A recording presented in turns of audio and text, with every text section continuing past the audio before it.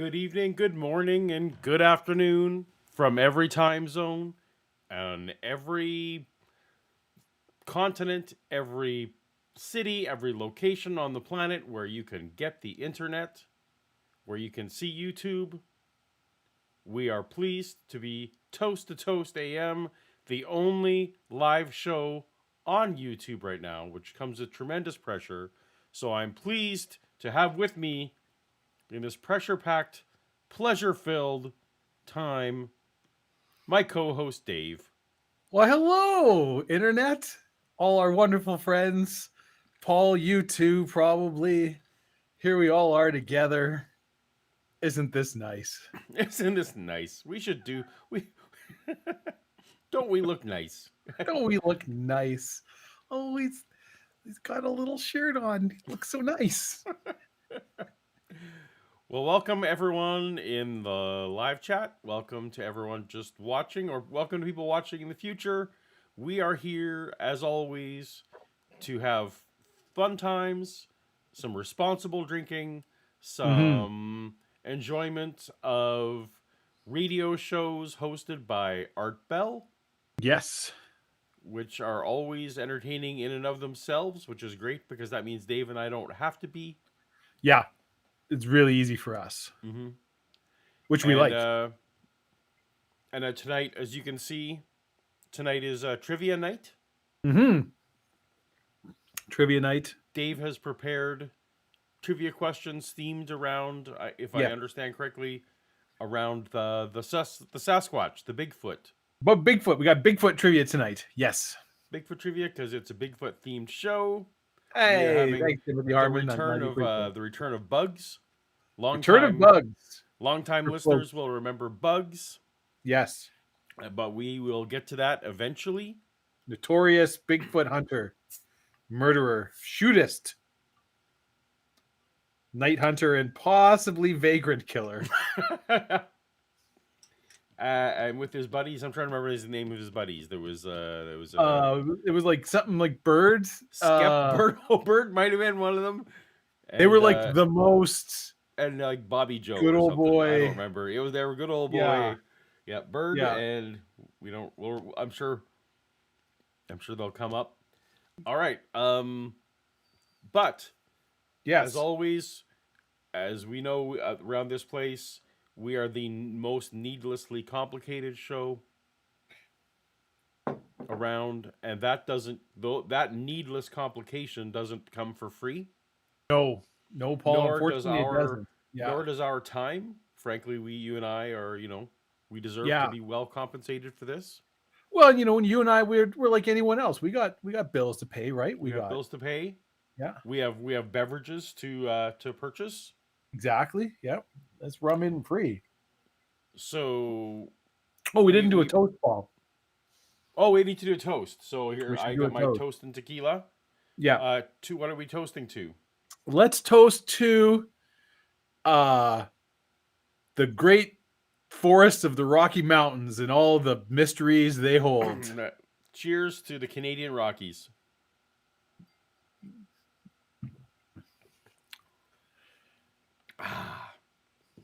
But I've come to learn, yes, the show tonight is actually connected to my former stomping ground and your former stomping ground. Mm-hmm.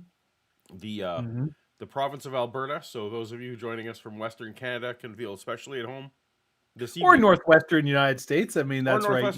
They do. Yeah. Oh, they absolutely, and actually Texas gets involved. It's a whole North America, love fest. This is where we can, reach out and share this wonderful cryptozoology with our neighbors. It's our legacy. Yep. Mm-hmm. Yep. Absolutely. Okay. So, but our listeners have always been very generous with us accepting not only accepting that we need the sponsors to keep the lights on, but embracing yes, our sponsors. I don't get the first-hand reports, Dave, but I hear nothing but glowing.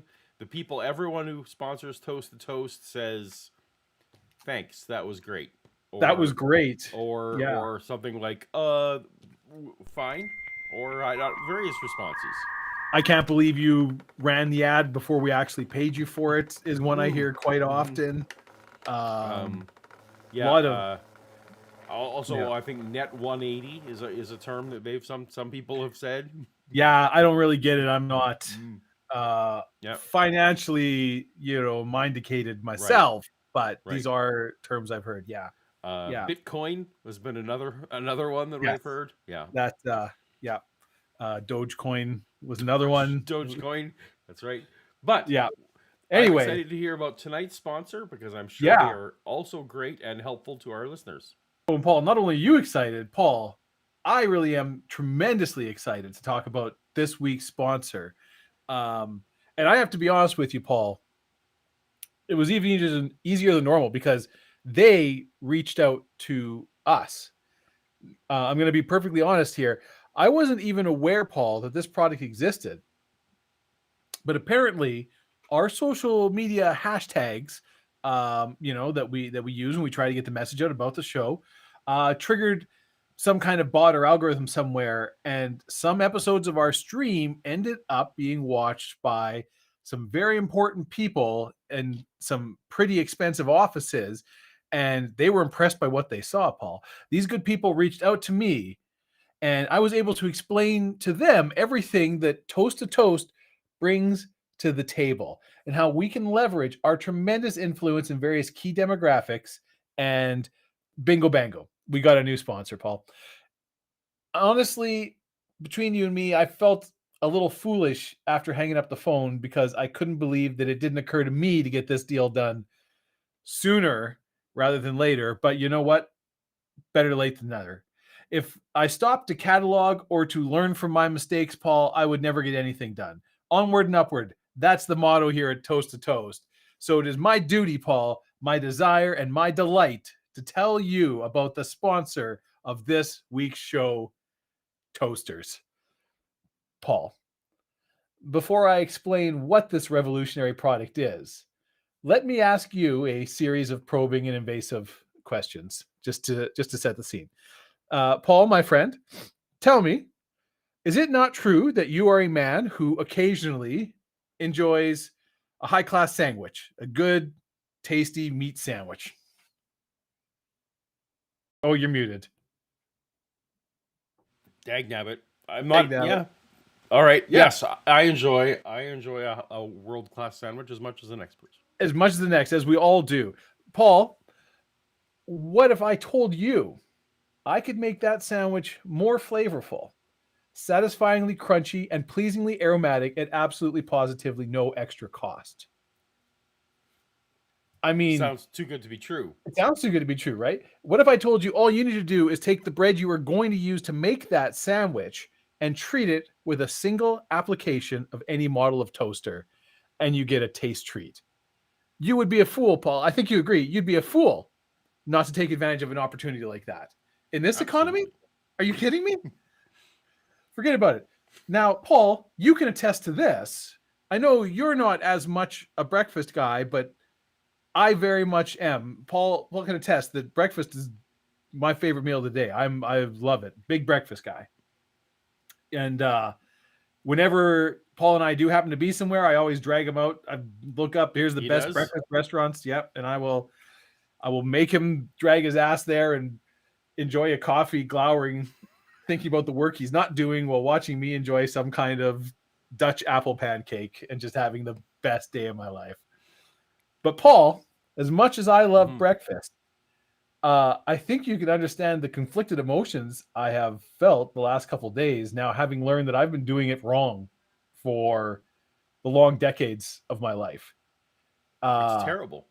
I thought, Paul, for years that like a nice slice of sourdough with a little peanut butter and jam on it was the perfect sweet accompaniment to a savory delight of like some bacon and eggs and sausage and hash browns, maybe a little fried ham, and then maybe just a little black pudding. Just a nice light breakfast, you know? You get your slice of bread with jam on there, perfect. Turns out, Paul, I didn't even know what perfect was, because I'm going to tell you right now, it sure as hell isn't boring old lame-ass normal bread. No, the future is toast, Paul. And the beautiful thing is that by being paid to raise awareness of toast, we at Toast to Toast get tangentially to raise our own brand awareness for absolutely no extra cost. In fact, we're being paid to do it. So this is a pretty good deal for us. Wow. Now, I know what all of you out there are thinking. Toast is all well and good, but what happens to the bread? Do we have to pay for disposal? How long does it have to be stored before it's safe?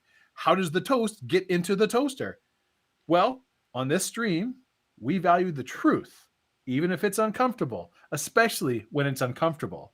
So I will not lie to you toast-to-toastites out there. The answer is, I don't know. I have no idea where the bread goes. I can't begin to fathom how toast is summoned into this simple electrical machine, but you know what?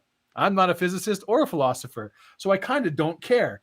Magic is a good enough answer for me, especially when I've got delicious, hot, soft, and somehow at the same time crunchy toast to enjoy. Try it with cream cheese, Paul, for a little tangy extra snap. Or you could butter up a slice with normal butter that normal people enjoy and let the goodness just melt in your mouth. Paul, I'm telling you, this is going to change everything. One bite will convince you that bread is dead, baby. Toast is where it's at. And that's not all, Paul. Watchers of this channel can take advantage of a very special offer toasters are making available to fans of this stream at absolutely no extra cost. Use the promo code TOAST2TOAST, that's TOS2, the number 2, TOAST, the number 2, TOST, Toast2Toast, when purchasing your toaster at any of the 17 official toaster stores scattered across America to receive absolutely free, Paul. Without cost, Free. no charge whatsoever. Okay. An inflatable floating toaster caddy that will allow you to use your toaster in any kind of bathtub or reasonably sized hot tub. Wow. You don't even have to get out of the pool to enjoy your wonderful new toaster. Holy I know cow. I couldn't possibly believe this generous offer. So don't walk, Paul. Run to the nearest official toaster outlet unless you're by a pool, in which case walk. Don't run by the pool. That's not safe. And pick up this possibly magical miracle appliance today. You will be glad that you did. Toasters. Toast. Well, a toast to toasters. Thank you, Toast. That's that. You're right, Dave. That is just a perfect sponsor for us. I mean, like, it's honestly, it's. I really need to find out more about this magic process, I guess. Yeah, I mean, whatever. Probably some kind of science nerd can tell you about it. Probably. It's probably very similar to, like, I don't know where the water goes when I make coffee. It must evaporate into the. I don't know where it goes. I have seen. Have you ever like opened up a coffee machine like mid-site? There's a lot of steam that comes out, so I do assume you're right. The water is being evaporated. Possibly the power the coffee. Probably that's what happens. It steam powers the whole process. I mean, if it can power a 600-ton locomotive. I mean, because it's got to squeeze all the coffee out of those beans.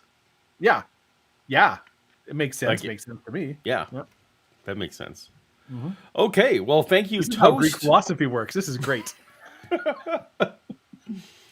Thank you, Toast, for being our sponsor today. Thank you, Toast. Amazing. I have so many questions. Like, how many? Like, I have multiple people who live in my house. So, how many toasters do I need to have so that we can all have toast? That's the one of it. Like, so there's all kinds of models, Paul. There's models that will make a single toast at the time. Will make up to 4, 6, or even 8 toasts at the same time. That my power bill is going to go through the. I can't be making 4 pieces of toast at a time. Look, do you want to spend your life counting pennies, or do you want to have some goddamn toast? Live a little, ends, for crying out loud. Fair enough. 24th century. Just go out there and enjoy your toast. All right. We have a couple of super chats. Oh my goodness. As if our wonderful sponsorship from Toasters wasn't good enough. I know. Well, it may not be. We'll see how the collections part of this works. Don't publicly shame me like that. We have 5R super chat from Jay Victor. Yes. Yay, trivia night. I'm sure everything will go swimmingly this time around. Of course Me it too. will. I don't know why you would say an obscure weird thing like that. Yeah. Probably because he's just putting out good vibes about how good trivia is. Probably. Yeah. Probably making a commentary about the the consecutive run of excellence that we've had going here. That's probably what it is, actually. Now that I think about it, I think you're right. Yeah. Consecutive. We have Josh Capshaw. Thank you so much point, for the Shannon. super Every chat, streak Josh. starts with one. My first live while drinking a Cuba Libre from my Toast to Toast tumbler. Love you guys. Oh, Josh, excellent. Hey! That is beautiful. Team Toast to Toast tumbler. Team Toast to Toast tumbler. Yep. We got a few new members of the team. We got Josh, some new members. We got Mark Fernkov, who's been here. Definitely, Mark is a long-time viewer. I meant new members of the Toast to Toast tumbler. Oh, I see. Yes. Mark has been a member for 11 months, so yes, definitely not a newbie. Oh wait, I didn't read the thing. It says Han Solo carbonite coffee table equals not flat equals no clutter. Oh well. I feel like you could actually maybe potentially be talked into that. Someone was like, "Tell you what, not a coffee table, but what if we had a life-size Han Solo carbonite slab just kind of here in front of the couch?" Maybe a previous version of me that I still now think that people would find a way to clutter it. I mean, marketing tip for Dave. Post toasties. I mean, who knows what amazing advertising opportunities exist in the future. Timothy Harmon, thank you for that tip. That's an excellent tip. I have to find like 20, 25 sponsors a year, so there's not put all our eggs in one basket right off the bat. Shannon Q. Shannon Q has been a member for 12 months. Thanks for watching the show. Shannon asks, does this mean we can now own a toaster? Good question.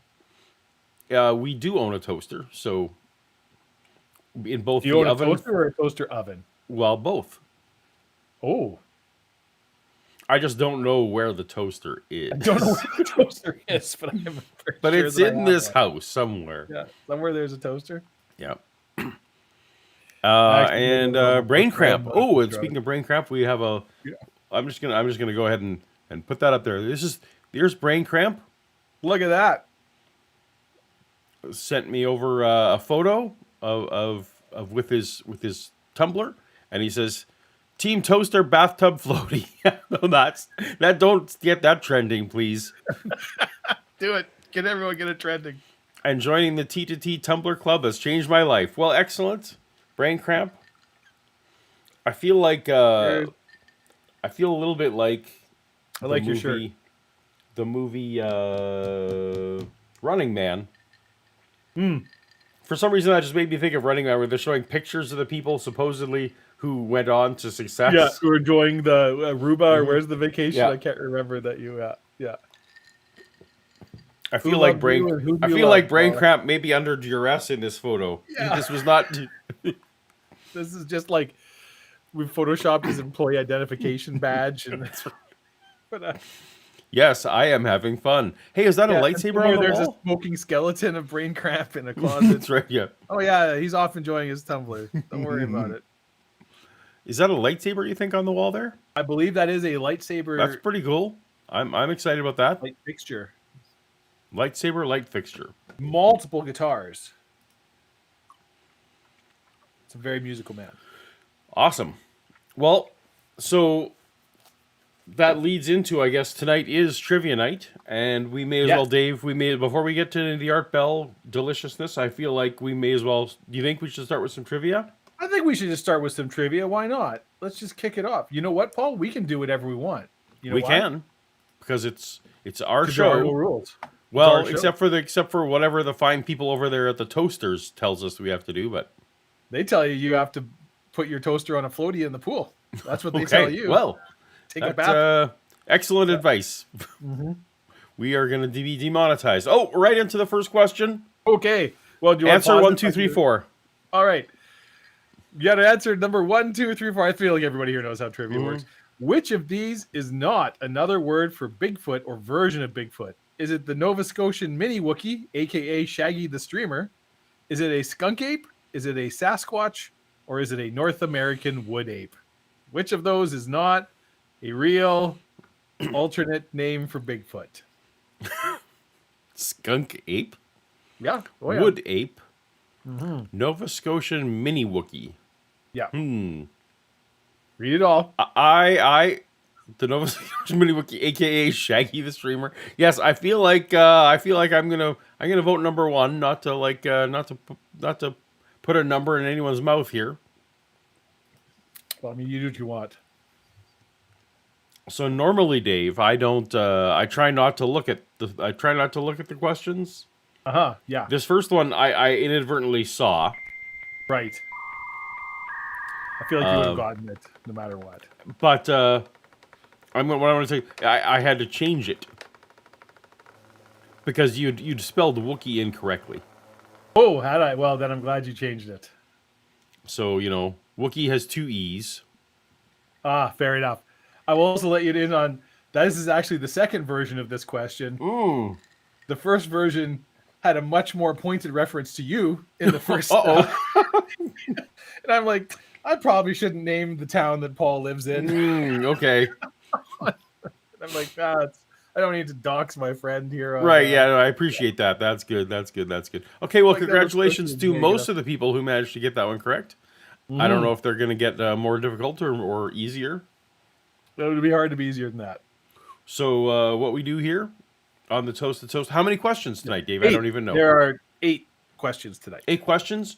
The winner will get a tumbler. There's a bit of a tradition of, if someone becomes a multiple winner, that sometimes they pass that prize along, but there's no obligation. You can win a whole place setting worth of tumblers if you like. Yeah. Absolutely. So you and your friend can enjoy together. That's right. Shannon feels personally slighted. And you should, Shannon, because that was a personal dig at, some people. I'm not going to say who. Could be anybody. But you're justified. We'll just say we've put up the trivia clock. Mm-hmm. And now, without further ado, how long? We are 23 minutes into the show. Show dedicated to Art Bell. Let's hear some Art Bell. Let's hear some Art Bell. So before we do, I want to make I want to throw a little shout out. I don't know. I'm not going to read it all or go, but wonderful handwritten letters from a fan of the show and a beautiful orange beanie that was sent that is wonderful. And I appreciate somebody taking the time to handwrite a letter and send it to us and go. And Cassandra, that was very touching and sweet. And I really enjoyed reading your letter. And there you go. Just wanted to say thank you. And I will get you your beanie the next time we see each other. Yes. All right. So how much do we want to set up for the Art Bell show, or should we just let it ride? Well, right off the hop, I think we can let it ride and let Art introduce this person and go because, I think I just want to tease for those of you who may need incentive to stay and who have been longtime fans of the show. Yeah. Bugs is returning tonight. Mm-hmm. Bugs, the person who famously on previous episodes shot a couple of creatures that may or may not have been Bigfoot. Yeah, it may have just been people. My dog's going nuts over something. Oh, there we go, belly cam. And off we go.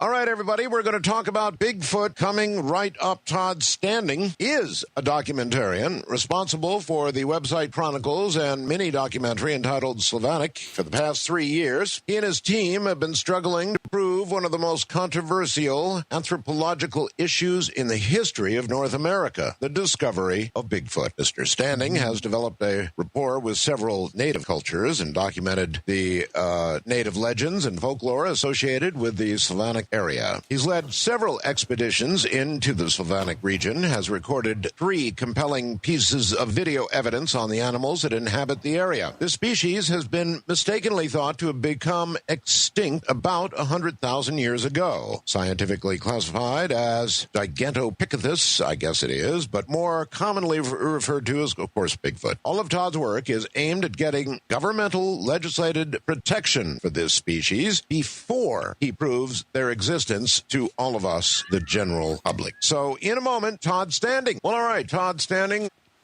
Yes, Dave? I would like to believe I live in a world where you have to prove something exists before you can get the government to pass a law protecting it. But honestly, the truth is I don't believe I do live in that world. So Godspeed, man. You get your Bigfoot laws passed. Welcome to Coast AM. Thanks for having me. It's a pleasure to have you. It's I really want to talk about. Before we get into it, during the first hour, Todd, some fellow called in. You may have been listening.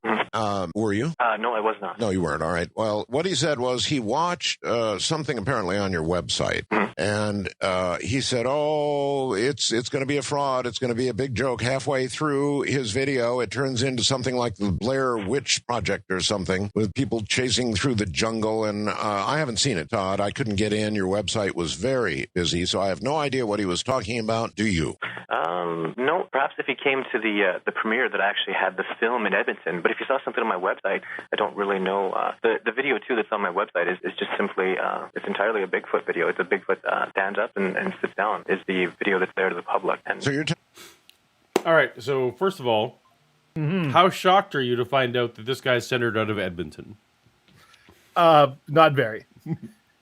Not very at all. No. Edmonton, home of my Let me tell you something about Edmonton. yes. Edmonton, I've been there. I have many fond memories of Edmonton. It's a weird city full of weird people. The roads are laid out weirdly. It's just not normal people don't live in Edmonton. That's, Edmonton, since this time, has become home of the world's largest flat Earth conference. I don't know if you knew that. I was not aware of that. No. That is indeed a fact. All right. So yes, and Edmonton is close enough to the Rocky Mountains that yes, this gentleman is going to this Todd Standing. So, oh, my dog's gone. Little bananas. Yeah. It's the Sam Squanch. So the snowplow is coming by, and Bella must protect us all from it. Yes. As of course. So we're going to get into it a little bit, but what I wanted to do was share.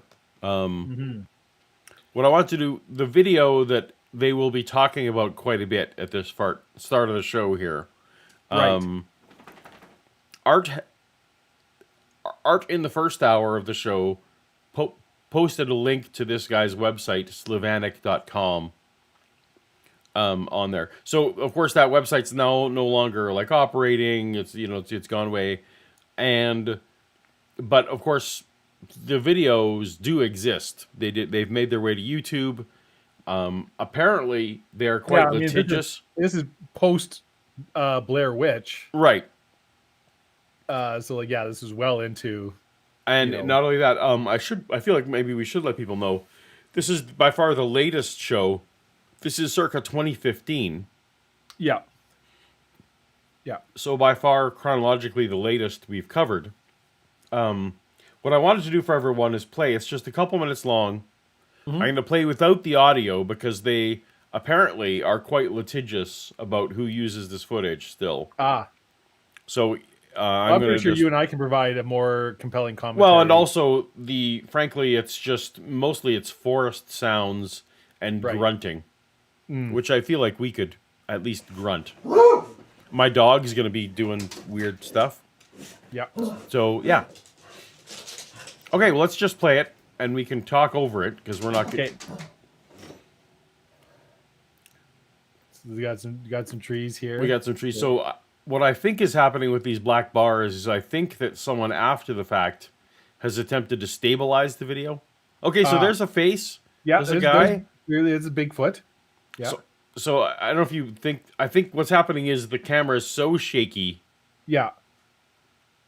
That they've now someone in post has stabilized this. So apparently he's going to tell us that CTV, Dave, like the TV station around here, are the people that post process this video. Ooh, he blinked there, Dave.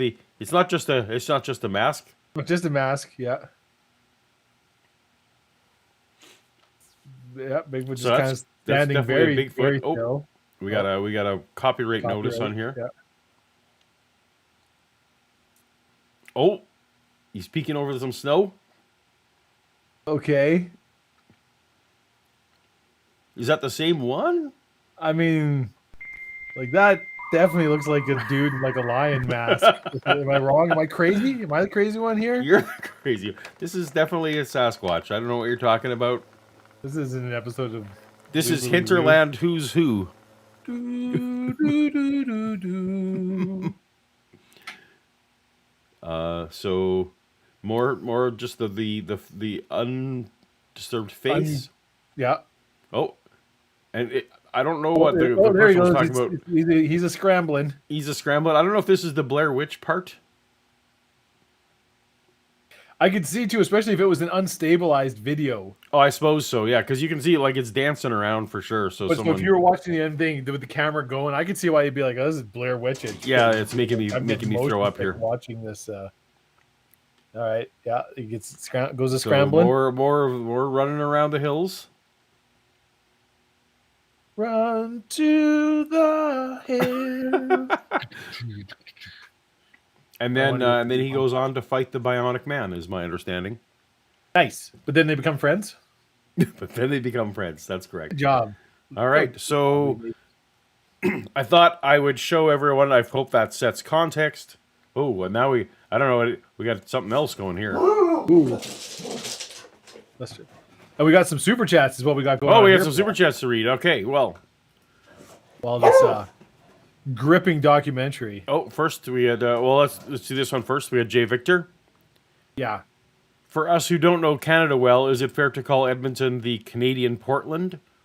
No. Portland is way more progressive.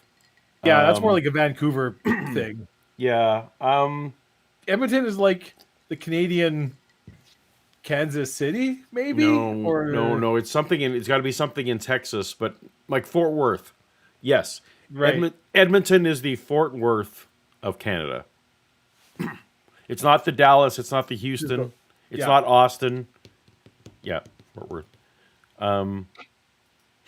Alex asks, wait, you have snow where yet? Yeah, we're having actually a crazy snowstorm happening as we speak. Oh, you missed the super chat above that one. I know, but I wanted to answer the snow question. Yes.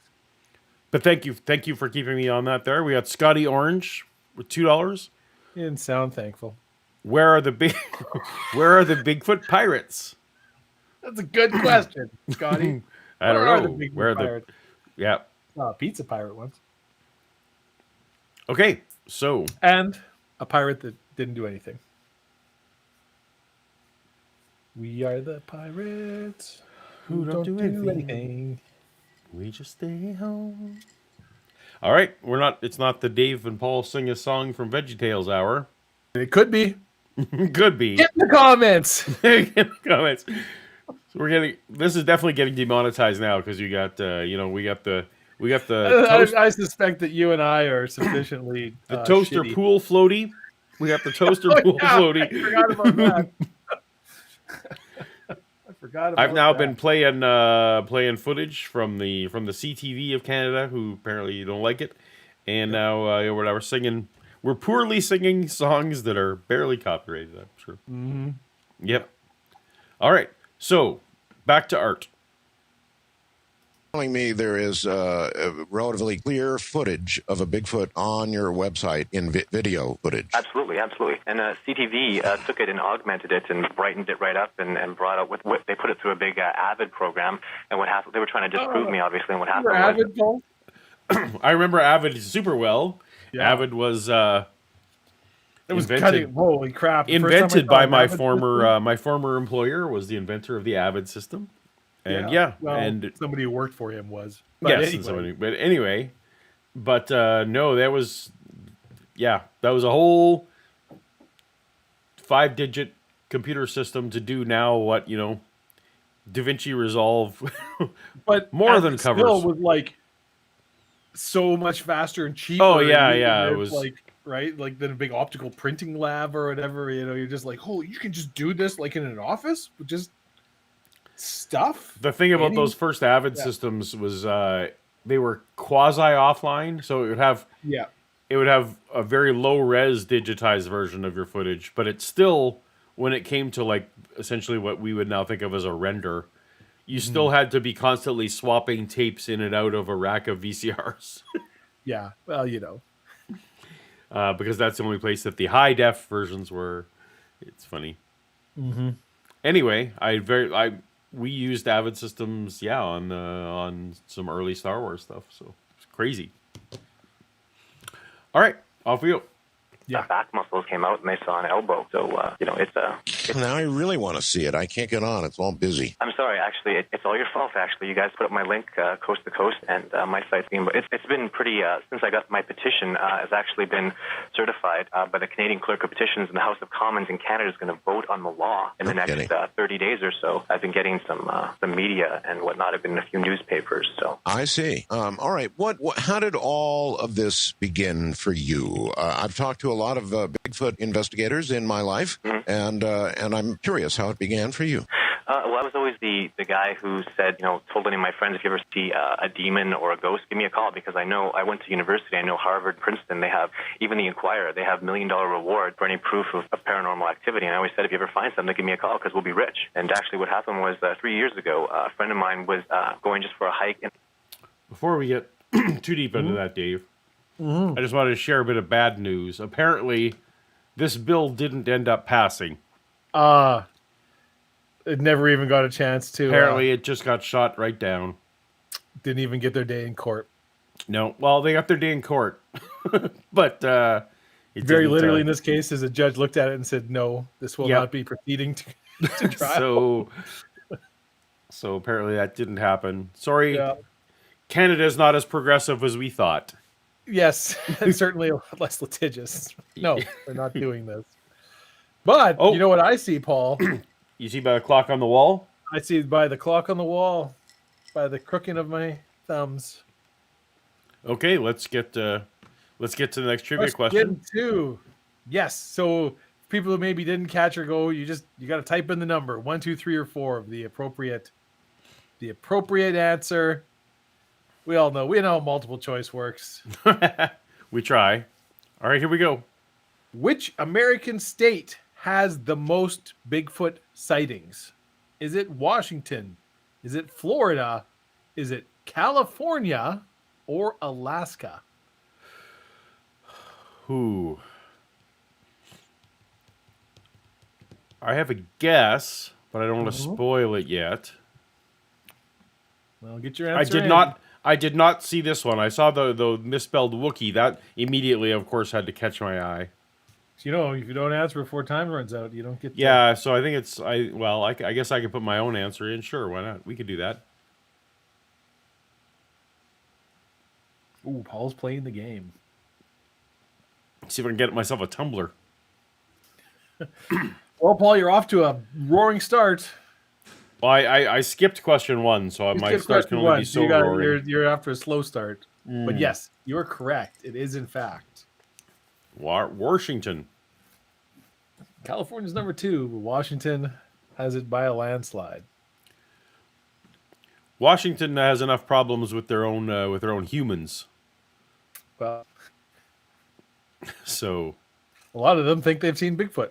That's probably true. Probably true. All right. Well, congratulations to everyone who managed to get that one so far.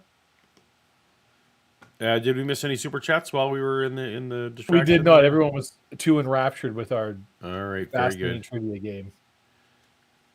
Let me pause that, and then we shall off we go.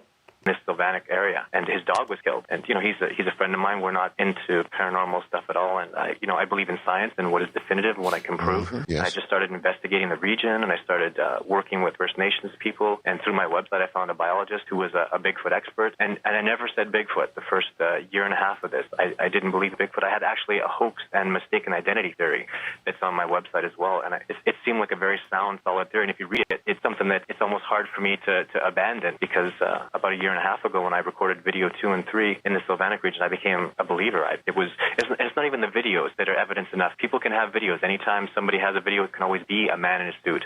But it's everything else that I saw. No. That couldn't have been a man in a suit, Dave. Not the one that we saw. He blinked. You blinked. If you're wearing a suit, you can't just go scrambling up hills. I mean, I probably couldn't, but there are definitely people who could, yes.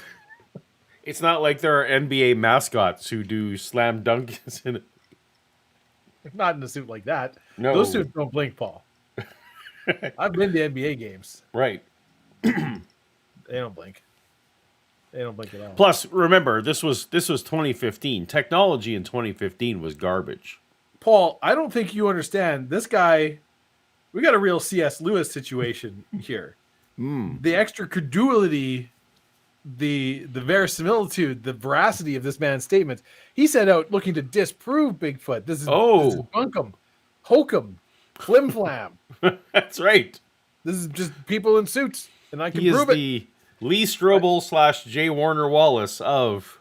And the more he looked into it, he's like, Yeah. "Wow, this Bigfoot thing, there's something here. There's a deeper truth." And The case for Bigfoot. yeah, while he was, Okay. enjoying probably some toast. Probably.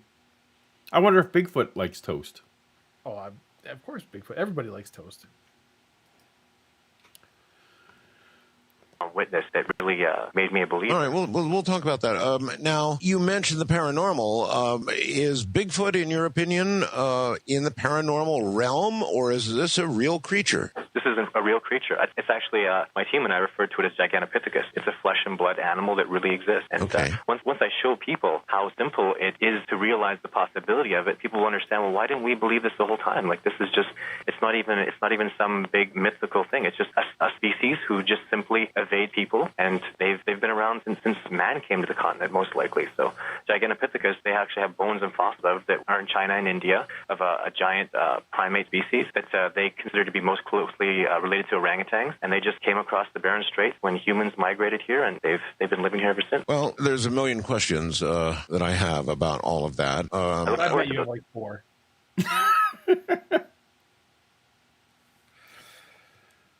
People in chat are suggesting songs that we should try singing, Paul. Songs that we should try singing. Yeah. What songs are those? My voice is doing weird things. The today. one I noticed was Radio by Rammstein. Yeah, that would have to be a significant super chat to try and get Paul and I to sing any Rammstein. I would. Rammstein. I feel like you would need to be early Veggie Tales. U2. I feel like a sufficient super chat could probably convince you to sing a U2 song. Perhaps. I mean, let's both be honest. There's a number that I'll sing pretty much any fucking thing. that's true for you. Yeah, it's true. Yeah, it's not even that high. Let's. I don't know what's more depressing, Paul, that everybody has a price or that it's so It's so universally low. That's low. right. Yeah, fair enough. Brain Cramp for $5. Thank you so much. Yes. Writes, but how do you explain the folks dying for their belief in Bigfoot? It's true. Yeah. No one dies for a lie. Liars make poor martyrs, Dave. Also, Paul, Yes.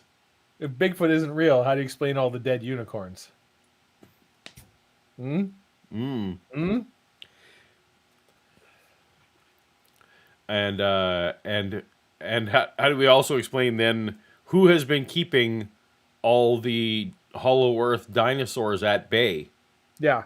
Now just go down the rabbit hole with me on this one. Yeah, that's right. Have you been watching Monarch? I've only watched the first 2 episodes, Okay. mostly because I got really into slow horses and then just like Oh, right. hard. Yeah. We've Yeah. talked about that. Like, it's insane how much of that I watched in how short a time.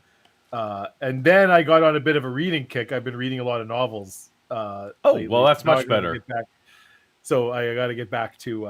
You don't have to. I think your reading novels seems better than watching TV. Well, sooner or later, I do want to finish the Monarch Legacy of Monsters, and I've heard it's good enough, anyways. It's good enough. Yeah, for sure. As a It general does, rule, Apple makes good shows. it does embrace the whole the Godzilla movies have obviously just embraced the whole Hollow Earth type thing. So Yeah, well, it kind of there's more or less a continuity, right, of like the modern Godzilla yes, movies and the show, and yeah, it's all sort of the same. yeah. Yeah. Question. Okay, well, one would obviously be you said they've evaded people.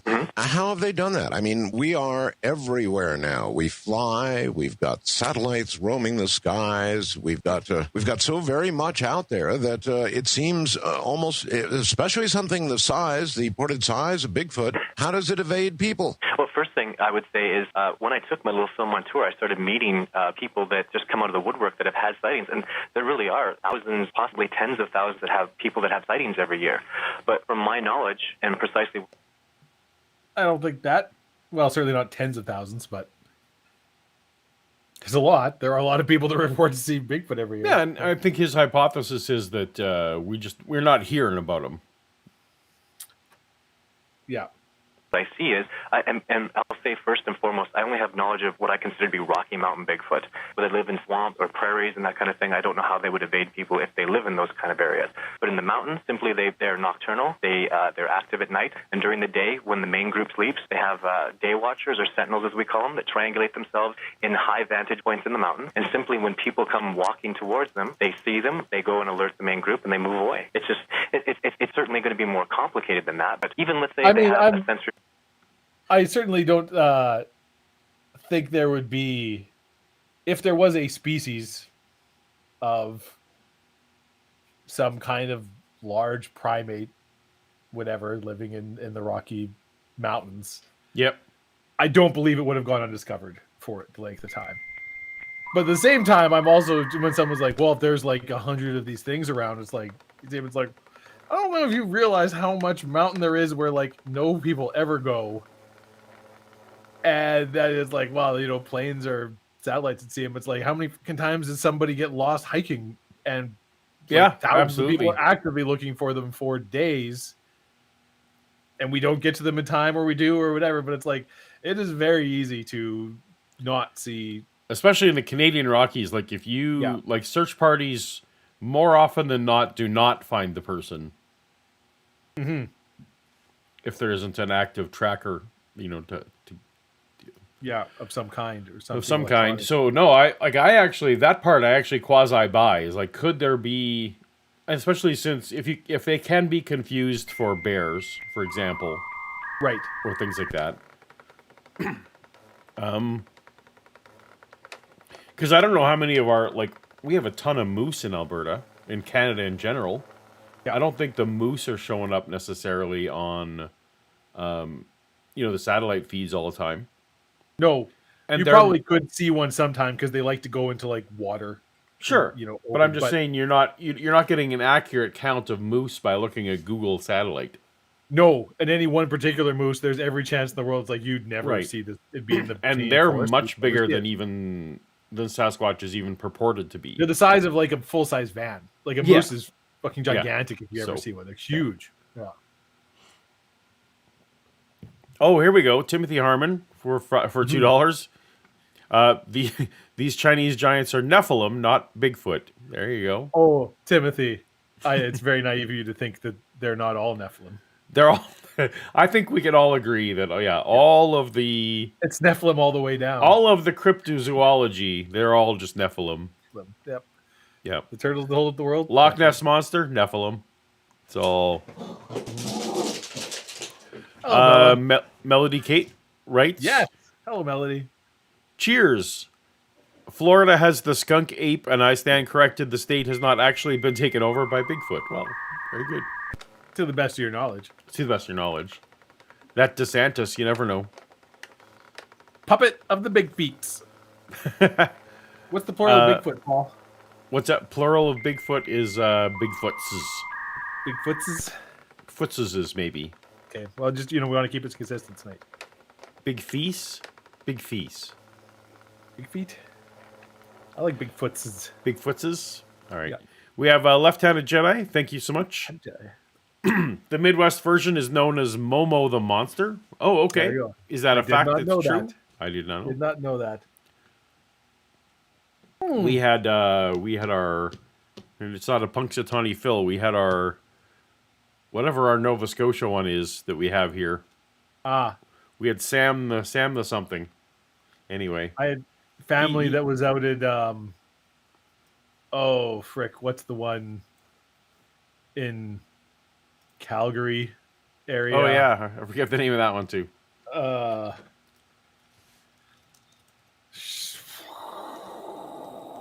Balzac Billy. That's what it is. Yes, yeah.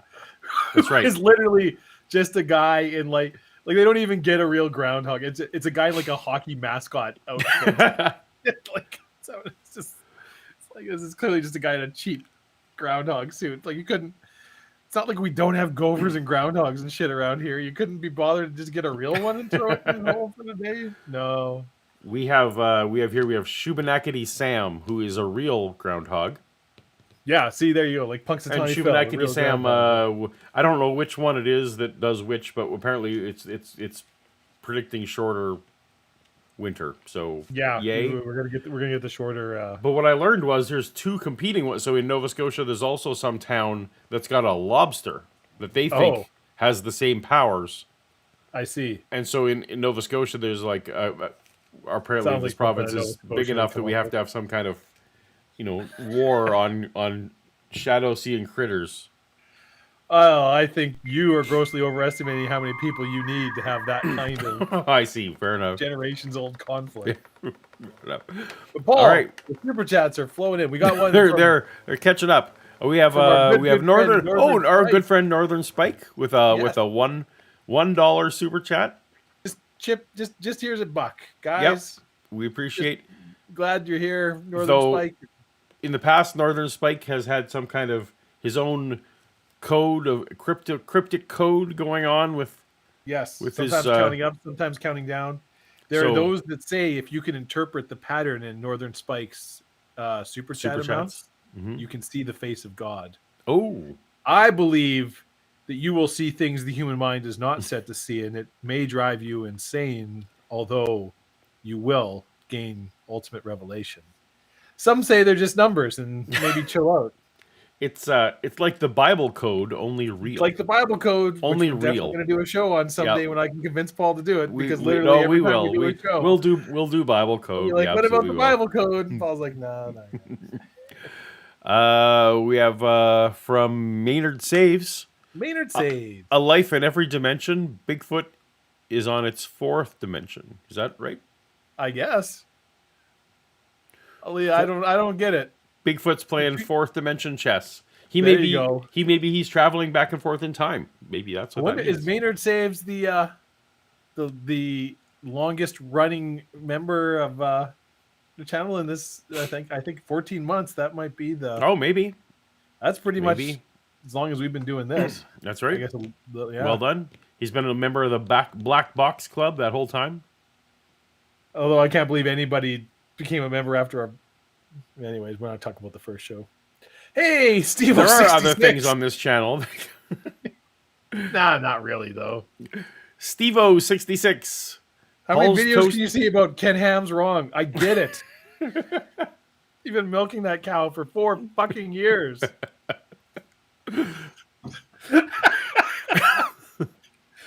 Paul's my best friend. Yes. All right. Toast TiVo66 writes, Paul's Toaster and Bigfoot claims without evidence. Buy Shannon a toaster. 4 slice, not that 2 slice poster. Man, we keep getting Yeah. homework Good job, here. Steve-O. Yeah. So now I got to buy Shannon a toaster. Got you a channel toaster. You need a dropout TV. On the plus subscription. side, was it whoever sponsored Shannon for her YouTube Premium? We have that in the house now. That was Northern Spike. That was Northern Spike. I believe. And we appreciate that. We've been enjoying, and that will come in handy. She's having I a reviewed my dropout TV, which was also she's having a something that was karaoke party in sometime this month, cool. Yay. and Yes. and that will come in handy. Could Sonic be tonight. Shroom. You super chat enough. You know what I'm saying? Could be tonight. Oh, Sonic Shermites in Victoria, Australia. We just get the Black Panther sightings. Okay. So is that a reference to the comic book character Sonic Shroom? Because we don't know, Paul and I don't know nothing about nothing in Australia. Or is there like some kind of actual No, I think they actually have, you Black know, Panther that is yeah. like the mythical creature around Victoria? I assume so, because it's not assume Wakanda, if it was Dave. It's Australian, not it would Wakanda. be like a Jubbawub or something like that. That's Well, yeah, that's right. Yeah, Yeah. and it would be very poisonous. Yeah. Yeah. Yeah. Oh, that's Timothy- the Tonga lily. If you look at it too long, you die. It poisons you through your eyes. Timothy Harmon writes, lots of hidden references to Paul's latest video about the hidden god. Ooh, oh, yes. And one more message before we get to the trivia time. Oh, Oh, there we go. AZ Cat, 17 months. I'm always here. Thank you, AZ There we Cat. We go. appreciate you so much. We do. Been a member of the Black Box Club. 17 months. 17 months. Damn Excellent. near 2 years. Okay, Dave. Well, we're not making much time on the Bigfoot, but man, Paul. Okay, well, I got to tell you after. I got something I have to tell you off chat and share. I should have told when we were talking before. okay, Anyway. sounds good. Yeah. Well, right now we got trivia. Yes. So let me get to that. Oh, I left too long. It's got a few seconds to go. That's okay. Better that than Better than that than the opposite whole mistake, three which games we've over done. because we, Yep.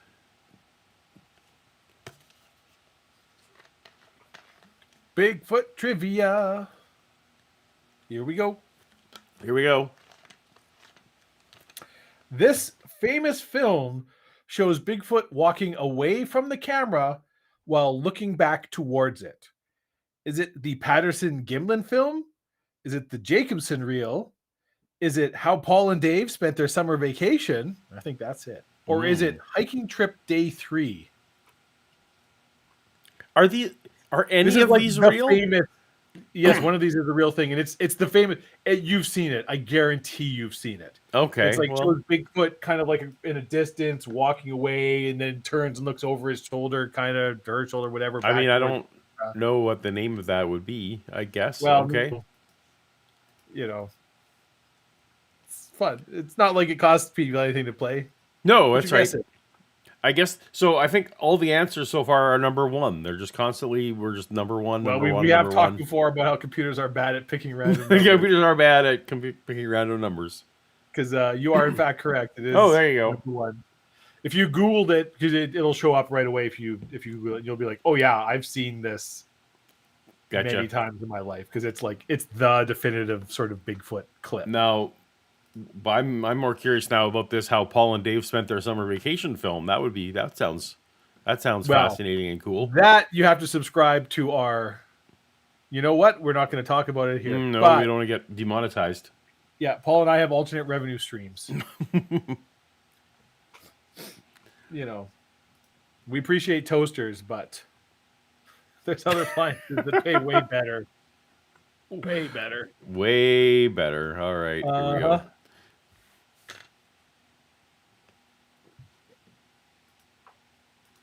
Uh-oh. Why isn't Dart playing? Dooby. Sorry, I was worried about pausing the game, which I need to do. Yes, you should still pause the game. I did that now. Now we're back to... Why is Art not playing? Everything was going so smoothly, Dave. It was going so good. All right, fine. We'll reboot that. What's your favorite U2 song, Paul? 40. Not what you think's the best or whatever. What's your personal favorite? 40. 40? Yep. Yeah, I think 40. Okay. Knowledge of them. We never even, most of us never really really even am developed rapport with them to bridge the gap between us civilized people and these animals that are, as natives refer to them, off or. What were you wanting to say? Oh, Melody K was just saying Dave is very hairy, and I really am not. I have a beard. I'm a normal amount of hairiness. Well, your average facial hairiness is probably makes it My face, this part of my body throws off, but it's offset by this. Right. And the rest, I would say I'm just averagely hairy over the rest of my body. Although I have more body than many folks, so you know what? Maybe. true. If you're looking at a Probably pure follicle number. probably more than a professional swimmer. Probably. I have more I could say on this topic, but I'm just going to leave it alone right here. Wild master of the wilderness. So All right. Well, have the First Nations people, the Native Americans, as it were, been able to give you their version of what they think the social structure and capabilities of Bigfoot are? I think for the most part, most of the First Nations people that I've dealt with, they have a very highly reverent spirituality associated with these species, and I think that they've just known well enough that these animals are the boss. They are the wilderness master, and we just keep our distance. We allow them their space, and they give us our space, and we coexist that way peacefully. So there's a spiritual connection, but I really don't have significant knowledge of that at this point. So Okay. There is a professor. Now, perhaps I should back up a little bit. You're responsible, I guess, for legislation in Canada that would do exactly what, Todd? Proposed legislation. Yeah. Protection for them. The first thing, I guess I have to back up a little bit. The first thing I ever did when I came back with this evidence and I believe the species was real is I went to forestry officers and I went to scientists because I knew I had to keep my research confidential because people will go out there and kill these animals. They're worth millions. So I went to forestry officers, I went to government legislative bodies, and What kind of jerk would kill a Bigfoot? I mean, and also, bonus to you if they do. Yeah, And bring it back. Guess what? Yeah. You've just managed to get all that proof that you wanted. Yeah, you've been vindicated. Yeah. they will do nothing to assist you. They can't because a forestry officer is like a police officer, and a police officer can't give you a ticket for wearing a seatbelt unless there's a seatbelt law. And that's exactly the way forestry, because that's who I ideally would like to do this with. They're forestry officers that have helicopters and thermal gear and the ability to do this, and they will do absolutely nothing to assist me. So once there's government legislative protection for the species, they have to do something because it's now law. And once I can get them behind me, I mean, things will just start flowing like there's no tomorrow. But I want the forestry officers to help me. Yeah. That's Bigfoot law, Paul. That's the Step 2, question mark, question mark, question I feel mark. like we should profit. Don't we have like our Canadian Loch Ness monster of some kinds in one of the Great Lakes? And Are you talking about Ogopogo? yeah, that's the one. Like, we may as well loop it all in. Just like, and if Yeah. you see a dinosaur, you can't shoot it, or a dragon, or I mean, I actually feel like those are, if you're doing it, yeah. yeah, or a Pokemon, or if you see, yeah. No, you can probably shoot Pokemons. That's probably fine. They're an invasive species. They're not native. We have a super chat from a while ago. I don't think we ever. The one that I just put on screen. That's the one. Now you can read it. I'm going to read it. Raybot1 is giving us $5 Australian to let us know. In Australia, we do have a Bigfoot-like creature called a yowie. That's an Australian type name. That's based off on indigenous folklore in the state of Queensland. Well, there you go. Mm. Although I am actually going to Google that and look into it because I totally believe that sounds like an Australian. I think you're right, though. That sounds like an Australian name. Yeah. Prove these animals exist. And Okay. Well, let me ask you this. I have not yet seen your video, but if I were to be able to see your video, Todd, would it be conclusive evidence that this really is a creature? Now, well, I guess no video would be conclusive evidence, but would I come away convinced that I'm looking at a real creature and not a guy in a suit? When you actually, when all the evidence comes out about my video 3, which I haven't released yet, you'll believe, because now what's actually happened is we have this whole scientific body called kineticists. We're experts on the physics of motion and what it takes, how many newtons of force it takes to move a certain distance. I had a kineticist analyze my video 3, and every time, again, when you watch a video, it's a man in a suit or it's a new species of primate, because there's no other animal on the planet besides humans that are truly bipedal. Everything else is a form of quadruped, even gorillas or knuckle walkers. So when you watch this video, just as a layman, you'll look at it and you'll say, okay, that's obviously a bipedal animal. It's running on 2 feet. Yeah, that's why it looks like a man in a suit. Yeah. I don't see how. Okay. I don't see how. Yeah. What's What's this gonna But you can calculate the newtons of force, Paul. do? Hmm.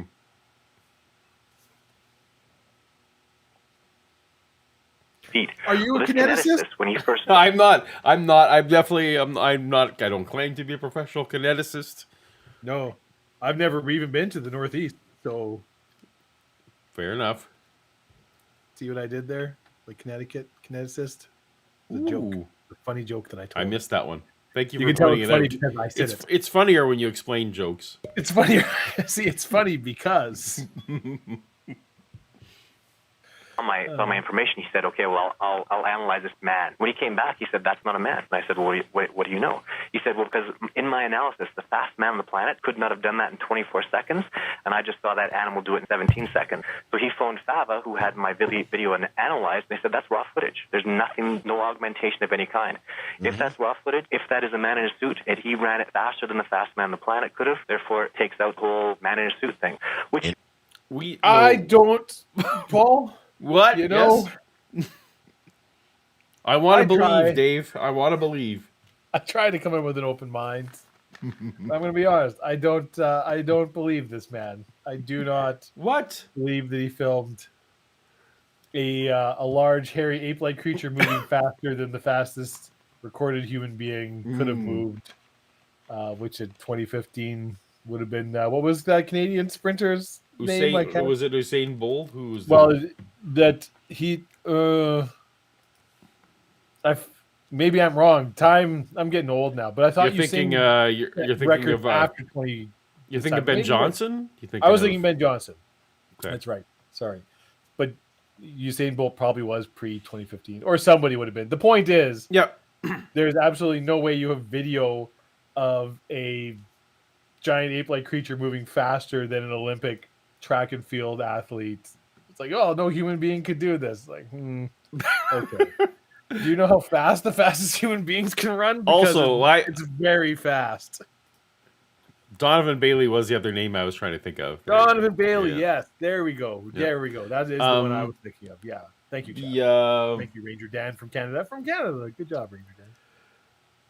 Also, like, as you tried to say, because they were scrambling up the side of the hill, because I feel like it's actually, this is one of those rare times where it's helped me contextualize the whole thing now that we've seen the footage that Art couldn't see. Yeah. No human being could possibly do that. Like, looking at that could not in any way. No. Also, all due respect to the science of kineticism, I guess, and calculating energy and things. What the fuck does this guy know about what a human body can do? Yeah. Like if you told me you were a physiotherapist or a doctor or some kind of, there's various professions that would. Well, I actually wonder if he meant kinesiologist. Well, no, because he was talking about, they calculate like newtons of force. And stuff. That's right. He was. He is talking specifically about the physics of kinetics, and it's like, well, this is how much. I was giving him right. I was letting it slide, saying he means kinesiologist. But you are right. He was the time to. Yeah, he was. Yeah, I'm calculating the joules of newtons of force, and okay. Mm-hmm. I think is very exciting and just great information, but to me, I'm beyond that. Like I'm looking for a new domicile. I'm going to go shoot another video. I'm going to get more physical evidence. I'm going to get protection for the species. I need scientists involved. Yes, sorry. That's all right. Yeah, to assist me in different areas of their specialty field, and I'm just going to keep going forward with this. Video 3 is significant evidence, and once I get a kineticist to come forward and speak in my documentary, that'll be very significant. And all right, video 3 is not public yet, right? No, and the reason I've kept that to myself is because my website has generated virtually no petition signatures, maybe 100. When I go and have a showing, people come out to watch video 3, and when they come out, they sign my petition, and I've got 1,000 signatures to that effect. And even still, beyond that, 1,000 signatures. Wow. Wow. I guarantee you or I could come up with some kind of weird pet cause. And get 1,000 signatures on something. Like digital signatures on. Yeah. I'm quite confident I could get 1,000 signatures on a petition to buy me a lake house.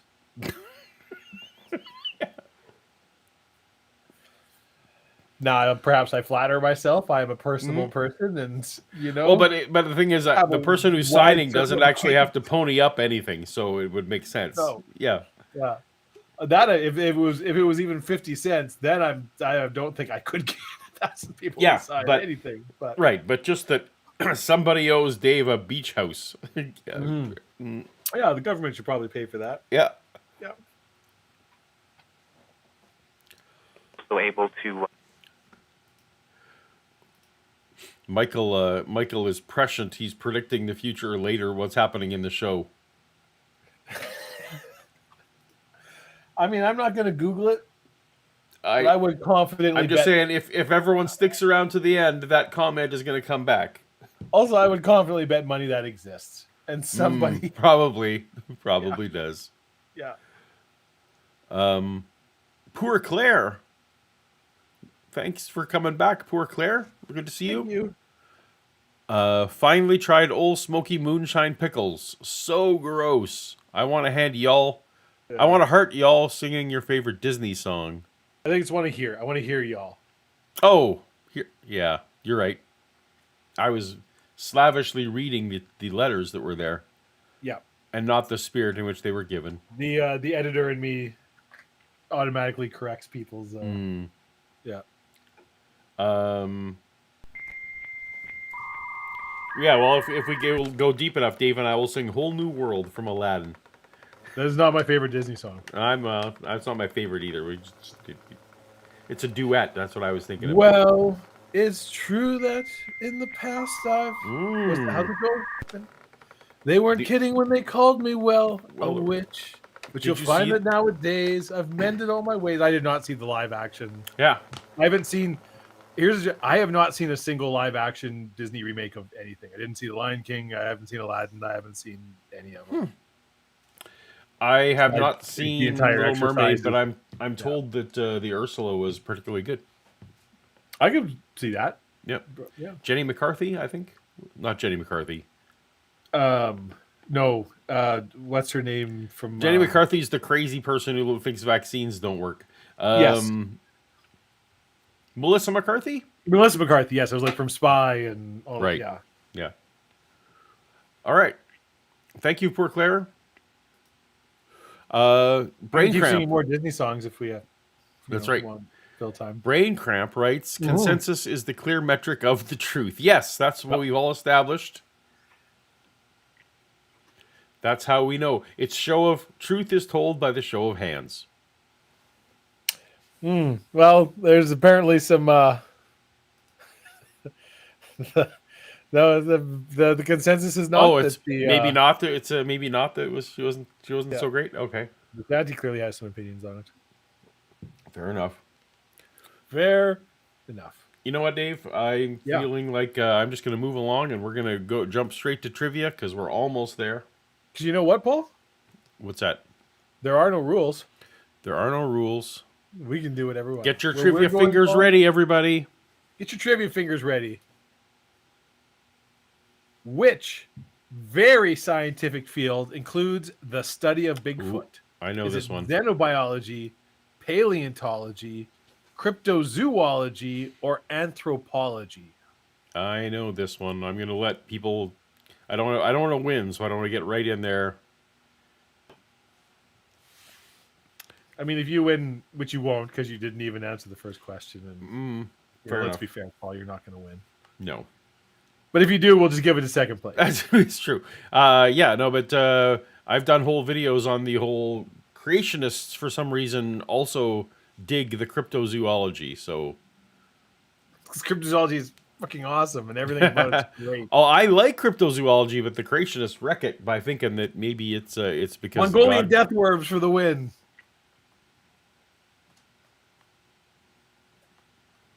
maybe God think made pretty these much things everybody on got day this 1, one, day 5, whatever.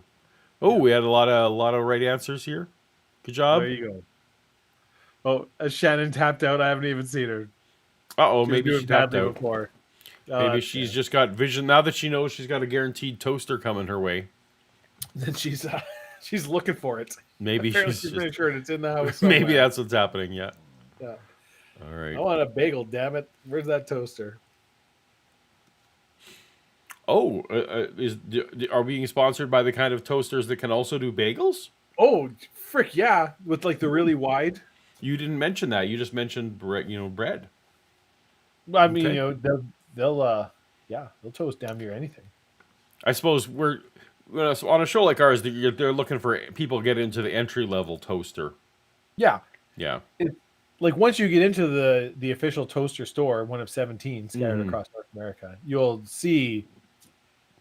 Talk to one of the Tostinos at the toaster bar, and they will be That's right. very happy Mm-hmm. to answer any toasting questions. They're not on Personalized commission.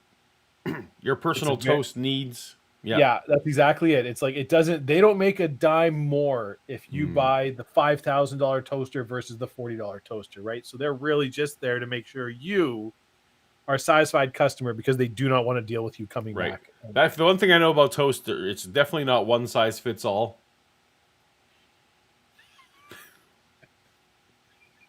I'm reading the super chat. Uh-oh. No. Not for $2 fucking dollars. $2. We have Mark Fernkoff sing the Life Day song to Star Wars theme from the Star Wars Holiday Special. You know, I don't actually know the lyrics off the top of my head. You know, I almost feel like at this point we should throw. I've noticed. I think Braincraft. People have gone through and been watching all of our old videos. People from this channel. Oh, okay. Some of them comment and go, and it's like they'll see things. So like obviously people have gone back. It's like there is our full. Sorry, where we talk about the Life Day, all the celebrations, the weirdly. Are we gonna get flagged if you play this? Oh, I'm not putting the sound on. I'm not putting the audio on. Life Day, ba ba ba, Life Day. I hope they don't bar wars. I always remember the Bill Murray. Let's put art on. Generate revenue for local humane societies, local animal rights activists, and I give all the proceeds to them. So I really, if anybody's going to profit from the Bigfoot video, in my opinion, I want it to be the species themselves, and that's why I've kept the video for that reason. So you say when people do see Video 3, and in what venue do you make that possible? I go to little theaters in cities, wherever anybody will let me play. And even actually I got accepted into a film festival, but when I told them I wanted to do my petition there, they said no petition. I said, well, no petition, no film. And they said, okay, well, you can't come to the film festival. There's no reason. That didn't happen. That's not a conversation. That conversation didn't happen. I know from personal experience that saying you're accepted to a film festival, I've been in film festivals. I could be in a film festival this year. Like, if you tell me it's like, oh, this is at Cannes, or you know, there's a few film festivals where you're like, oh, well, shit. But yes, there's just also like, yeah, this is whatever local. Yeah, you were in the Lloydminster Film Festival. Mm-hmm. No one said you could be in, but no petition like that. No. Or maybe they did because they're like, whatever, we'll just pick another thing. No, but also they don't care. Like they want people to come. So if you're stirring up enough, emotion that people want to sign a petition afterwards, yes, they don't care. Yes, no, they do not. They're not in the pocket of big. What industry? What's the anti-cryptozoology industry? Big pharma? Maybe pharma wants to kill all the Bigfoots. I don't even know. Yeah, big zoology. Big we know all the animals. Encyclopedia Britannica. It's like, no, every animal that exists is in the pages of this. We're not putting another fucking edition. Right. So we'd have to put out. Plus, we'd have to put out another B edition. We can't have that. Oh. Gigantopithecus wood ape, North American wood ape done. Oh, Paul, the super chats. We have some banana super chats here. We have Northern Spike for $100. Writes for a new all-in-one microwave. So wait, are there microwaves that can toast? I don't know. Maybe that doesn't seem. I feel like Northern Spike moves in a different socioeconomic circle than we do. Maybe has exciting I am exciting unaware. Let us know in the appliances that are chat. Can you unavailable to, right? Can you microwave and chat in the same or toast in the same machine? I mean, I can microwave and chat at the same time. I But mean, I'm very and talented. also I could microwave toast. Just that wouldn't be taste very good. You just take the toast, It would throw get it in the soggy. microwave. That's right. Usually when That's you how maybe how microwave you it, make it back turns back into bread. That's I how you think. turn it back into Yeah. bread. Have Witchcraft. you ever like microwaved a grilled cheese sandwich? Like that's no. No. Don't do Why that. would you ever do that? I'd eat it cold. But if I had to, I would just put it back in a pan and like heat it up a little bit Yeah, again. Like, but I've seen it happen. I've seen that it's yeah. it's, Anyway, the same- it's like the old Brian Regan bit about how there's like microwave instructions for a Pop-Tart. Like, and it's microwave on high for 3 Maybe- seconds. How long does it take to toast the Pop-Tart? 15 seconds if you want it dark. if you can't squeeze it. Yeah, you maybe got to loosen up your schedule. Yeah, if you don't have that kind of time in your life, maybe you need to loosen up your schedule. Oh, I miss. That's right. If you need to be go from waking to eating in less than 4 seconds, you might need to lose. Step 1, toast the Pop-Tart.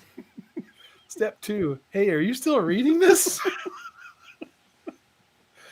Anyways, let's not well, go over anyway, the best thank of you, Brian North Regan. Spike. I will now look into the hybrid all-in-one microwaves. Yeah, I mean, now I'm genuinely curious. Melody Kate, thank you, Melody. Writes the old channel rules. I highly recommend. It aged very well. Oddly, oh, There's, I'm going to say this because I actually went through, Paul. We have not Yes. talked about this over the last 2 weeks. I watched a handful, just a random selection of some of our old videos. There's a bunch of them where I'm like, no, this is still good. This is still good. We would give it a bit of a polish now if we were doing it right. Like, Sure. probably. But I'm like, nope. Content wise, this holds up. This is great. This is fine. Like this absolutely holds up against anything being produced on sort of pop culture YouTube channels now. This is fine. awesome. Yeah. I was laughing hard the Star Wars pitch show one that we did where we were pitching new Star Wars series free for Oh, that's right. Yeah, like you mad had Rebel Base. Was Rebel one of Base them. was such yeah. I won't spoil the joke. Go, everybody, find Fractal. And it's, I'm not about filmmaking. I'm Panel not to about free. getting but wait, notoriety. we got more super chats. we got more super chats, Paul. People aren't done giving us money. That's right. Okay. Stephen B. Clenard super chatted $5 and asks, I've heard that toasters are the greatest thing since sliced bread. Is this true? Yes, it is. Unequivocally, unarguably. That is an absolute truth. And for $2, Timothy Harmon asks, $2. The fractal chat, we got it up there. There's our old panel to frame. That's right. I keep calling it fractal, but we changed the name of it. Panel to frame. Look at that handsome polar bear. For $2, Timothy Harmon super chats. Big cursive ? Oh, That's who's against the That's who's against the cryptos. the cryptos, maybe. All right. Thank you for the super Star Trek chats, versus everybody. Nazis, classic. Everybody just Google Star Trek versus Nazis. Read that. Watch that video. One's, Paul make $0 off it. that's right. Oh, it's in the corner over here.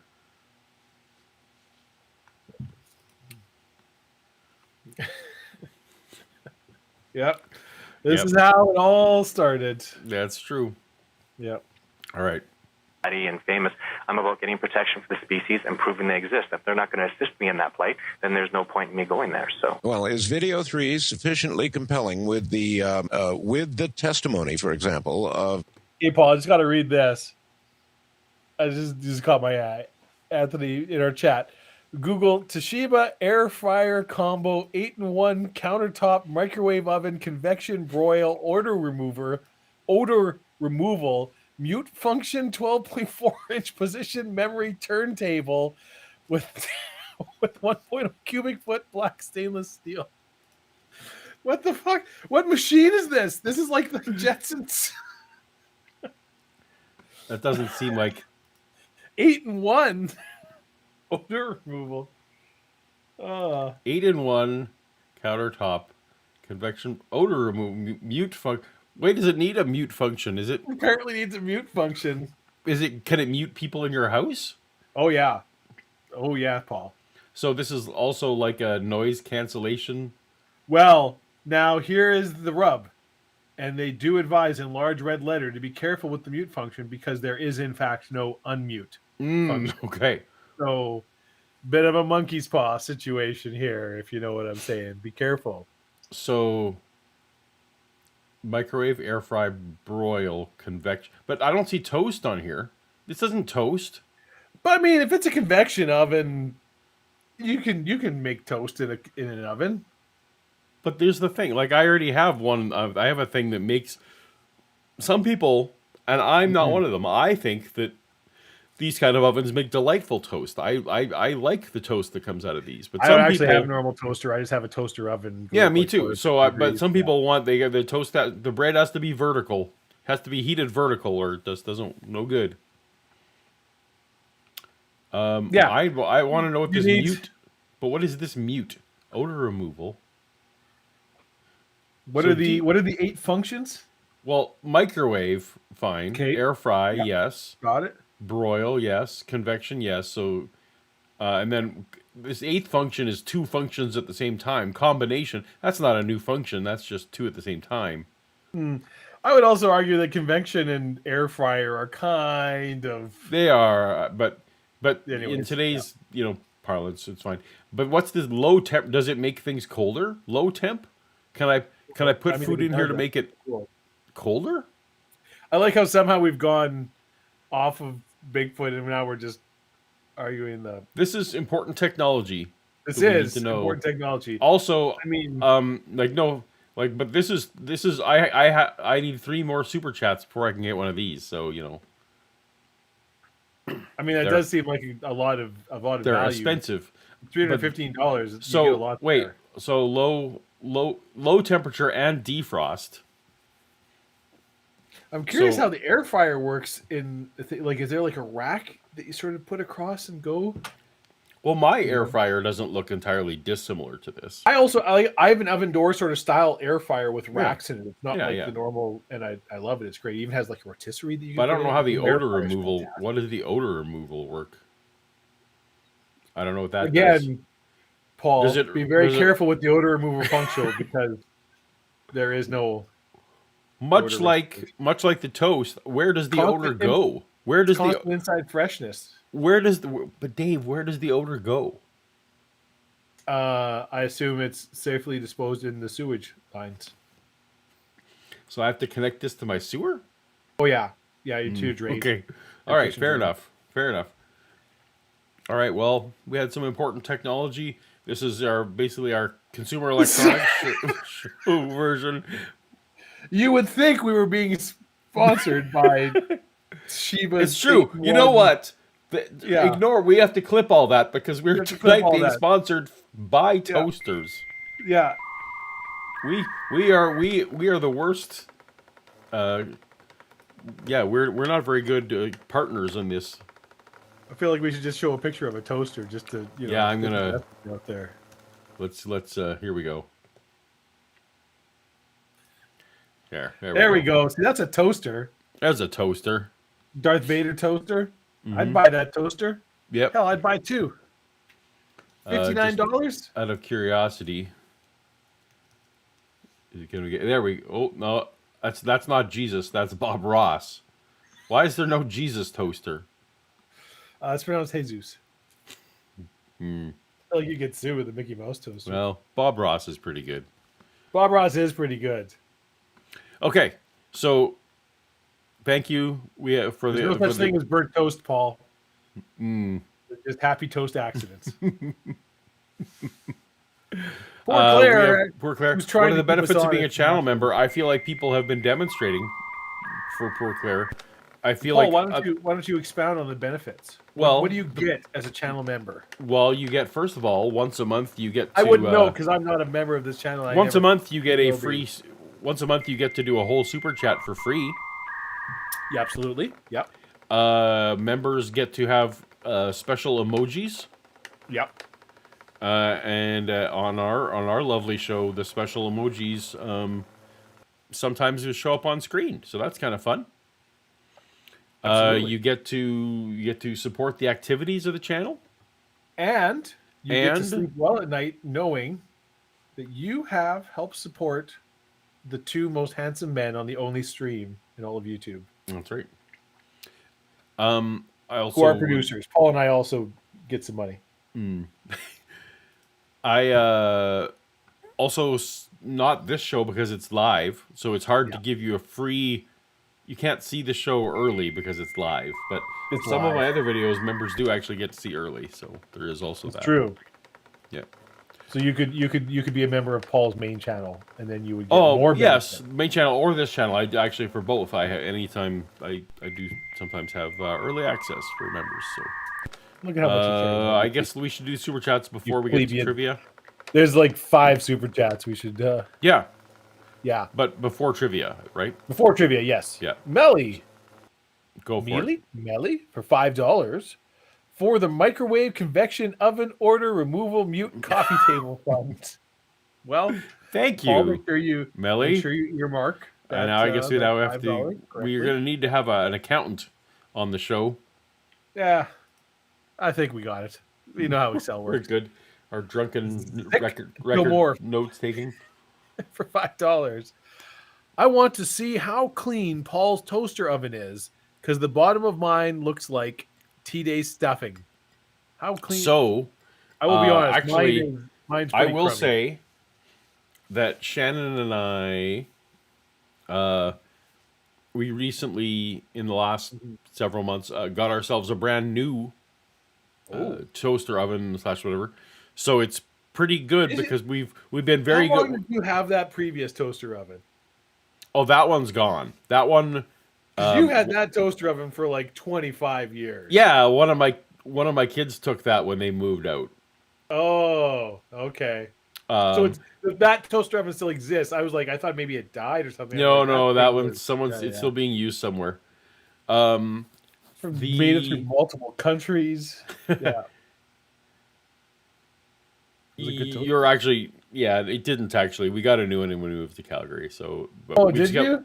But much like other things in my life, I tend to just like rebuy the thing that I liked. No, fair enough. Yeah. Yeah. To me, All the I want to illusion say was- is that my current toaster oven is actually it's only been we've only had it for a few months, and we've been very vigilant about cleaning it because our last one we were very non-vigilant about, and it ended up being a bit of a problem. So yeah. It's my situation. Yeah. Yeah. But yes.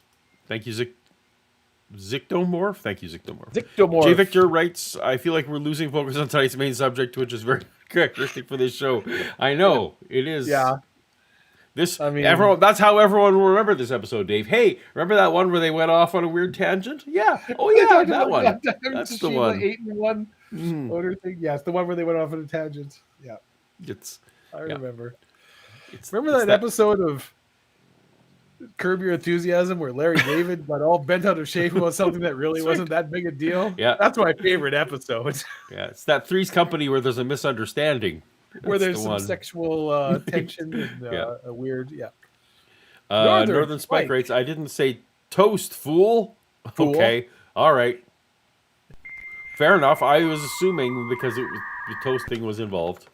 I didn't say toast, fool. LOL, but I have toasted bagels in my $100 Glance microwave. Glance microwave. Frozen foods cooked on the micro convention setting turns out great. Yeah, I don't disagree. I've never toasted anything in a microwave ever in my life. Well, he's not saying that we should. He's now But talking he's about frozen cooked. foods. Yeah, well, there you go. frozen foods cooked. Yeah. Melody Kate. Melody Kate, Bob Ross, or Bigfoot toast. You decide. See, and because Melody Kate was a member, she got to send that super chat at no cost to her, no cost other than the membership. membership. But It's like presumably that's something that Melody Kate feels is money well spent. And That's now right. this free little chat is just it's gravy. icing on the cake. That's right. Yeah. Gravy on the cake, icing Gravy on on the the cake. potatoes. Gravy on the meatloaf. The Ronin writes, I was just playing with my fidget. Oh, okay. Good callback. Thank you, the Ronin. Just playing with my fidget and listening, and now 2 weeks have gone by. Time travel confirmed. That's right. The fidget Confirmed. time traveled you Yeah. into today. We've traveled through time at the speed of time. Very via good. fidgets. Yeah. All right. And I think we have one more. We have From TC. TC, yes. Does anyone make a... Go ahead. Oh, go ahead. I'm going to read. No, you. Does anyone make a toaster that burns a likeness of Jesus or Mary into the bread so you can act surprised if you have any religious people over for breakfast? I feel like that must exist. I feel like it does. We kind of briefly looked, didn't toaster. Well, we looked only on Amazon, which isn't... Not everything is on Amazon. I feel like, so here we go. So here you can get whatever this is. Melly makes a good point, Paul. Just you should change the graphic for the archive stream. Just put an ER on our name. It's just toaster to toaster. And now all of this chat is in fact out. Perfect. Very good. And nobody can disagree with us. And nobody can deny. We should probably listen to at least a little art bell. No, because it's the trivia clock went off. This is trivia clock because fuck us. Yeah. So and I should have just let it while we were having all those discussions. Oh, good. We had a super chat to come in while we're waiting for the next one to come. Well, it's a trivia question, or do we do this? No, we gotta wait. Oh, because it's timer's a race to the clock. I've never microwaved anything in a toaster either. Mm-hmm. Oh, well, they're very good. Working my hands to the bone. That's in the fidget minds. I love it. Thank you so much. Working my hands to the bone. I love that. Yeah, but working that's in the fidget mind, going down, down, down. Working in the fidget mind. Whoop, it's gonna spin now. Oh, and then we got more super chats. All right, but we got a question, Paul. Yes. Which anthropologist was the first legitimate academic researcher to attempt to study Bigfoot? Was it Jane Goodall, Grover Krantz, Diane Fossey, or David Attenborough?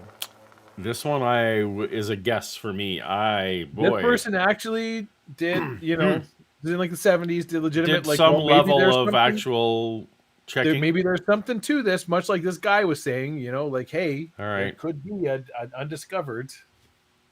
Well, you said guy, so that eliminates two of them. I did. That eliminates Jane Goodall and Diane Fossey. Yeah. All right. Well, I had already guessed Grover, so we'll see if I'm right.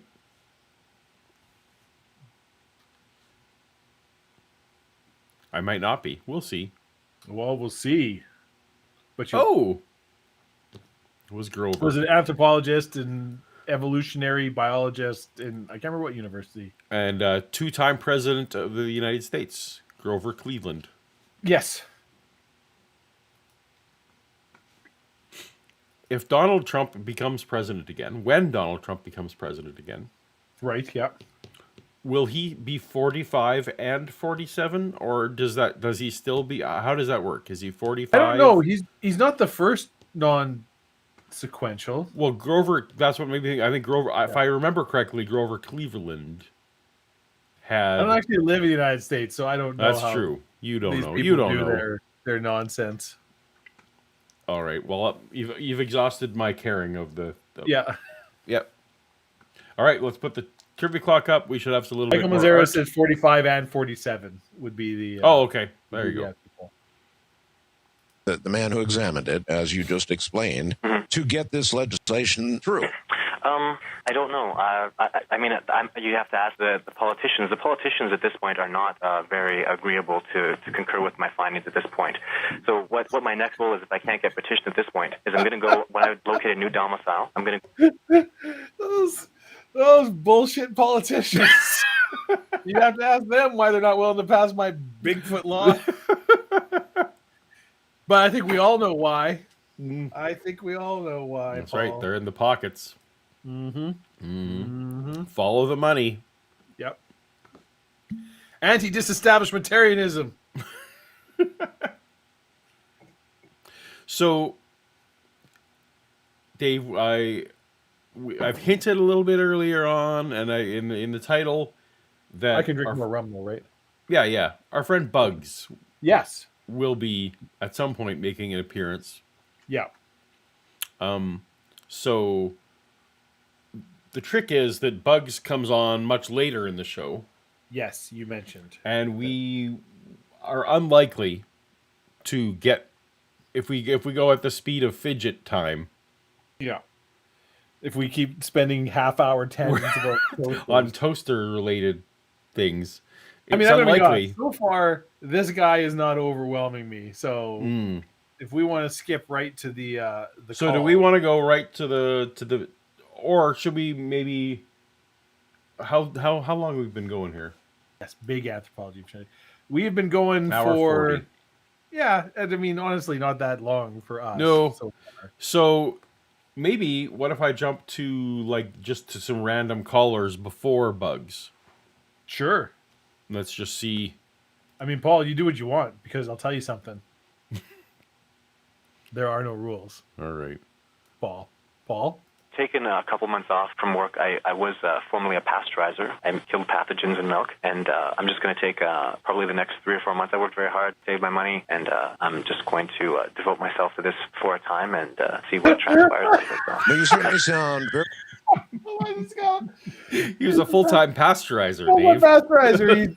He's eliminating pathogens in milk. That's like somebody who pumps gas for a living calling themselves a petroleum transport engineer. It's like, so you work at a milk plant at the machine that pasteurises milk. But he's devoted himself to it full time. He's not one of these lazy part-time pasteurizers. I'm not a hobby pasteurizer. Master's degree in organic chemistry is paying off now that I've got this pasteurizing job. Very passionate about it.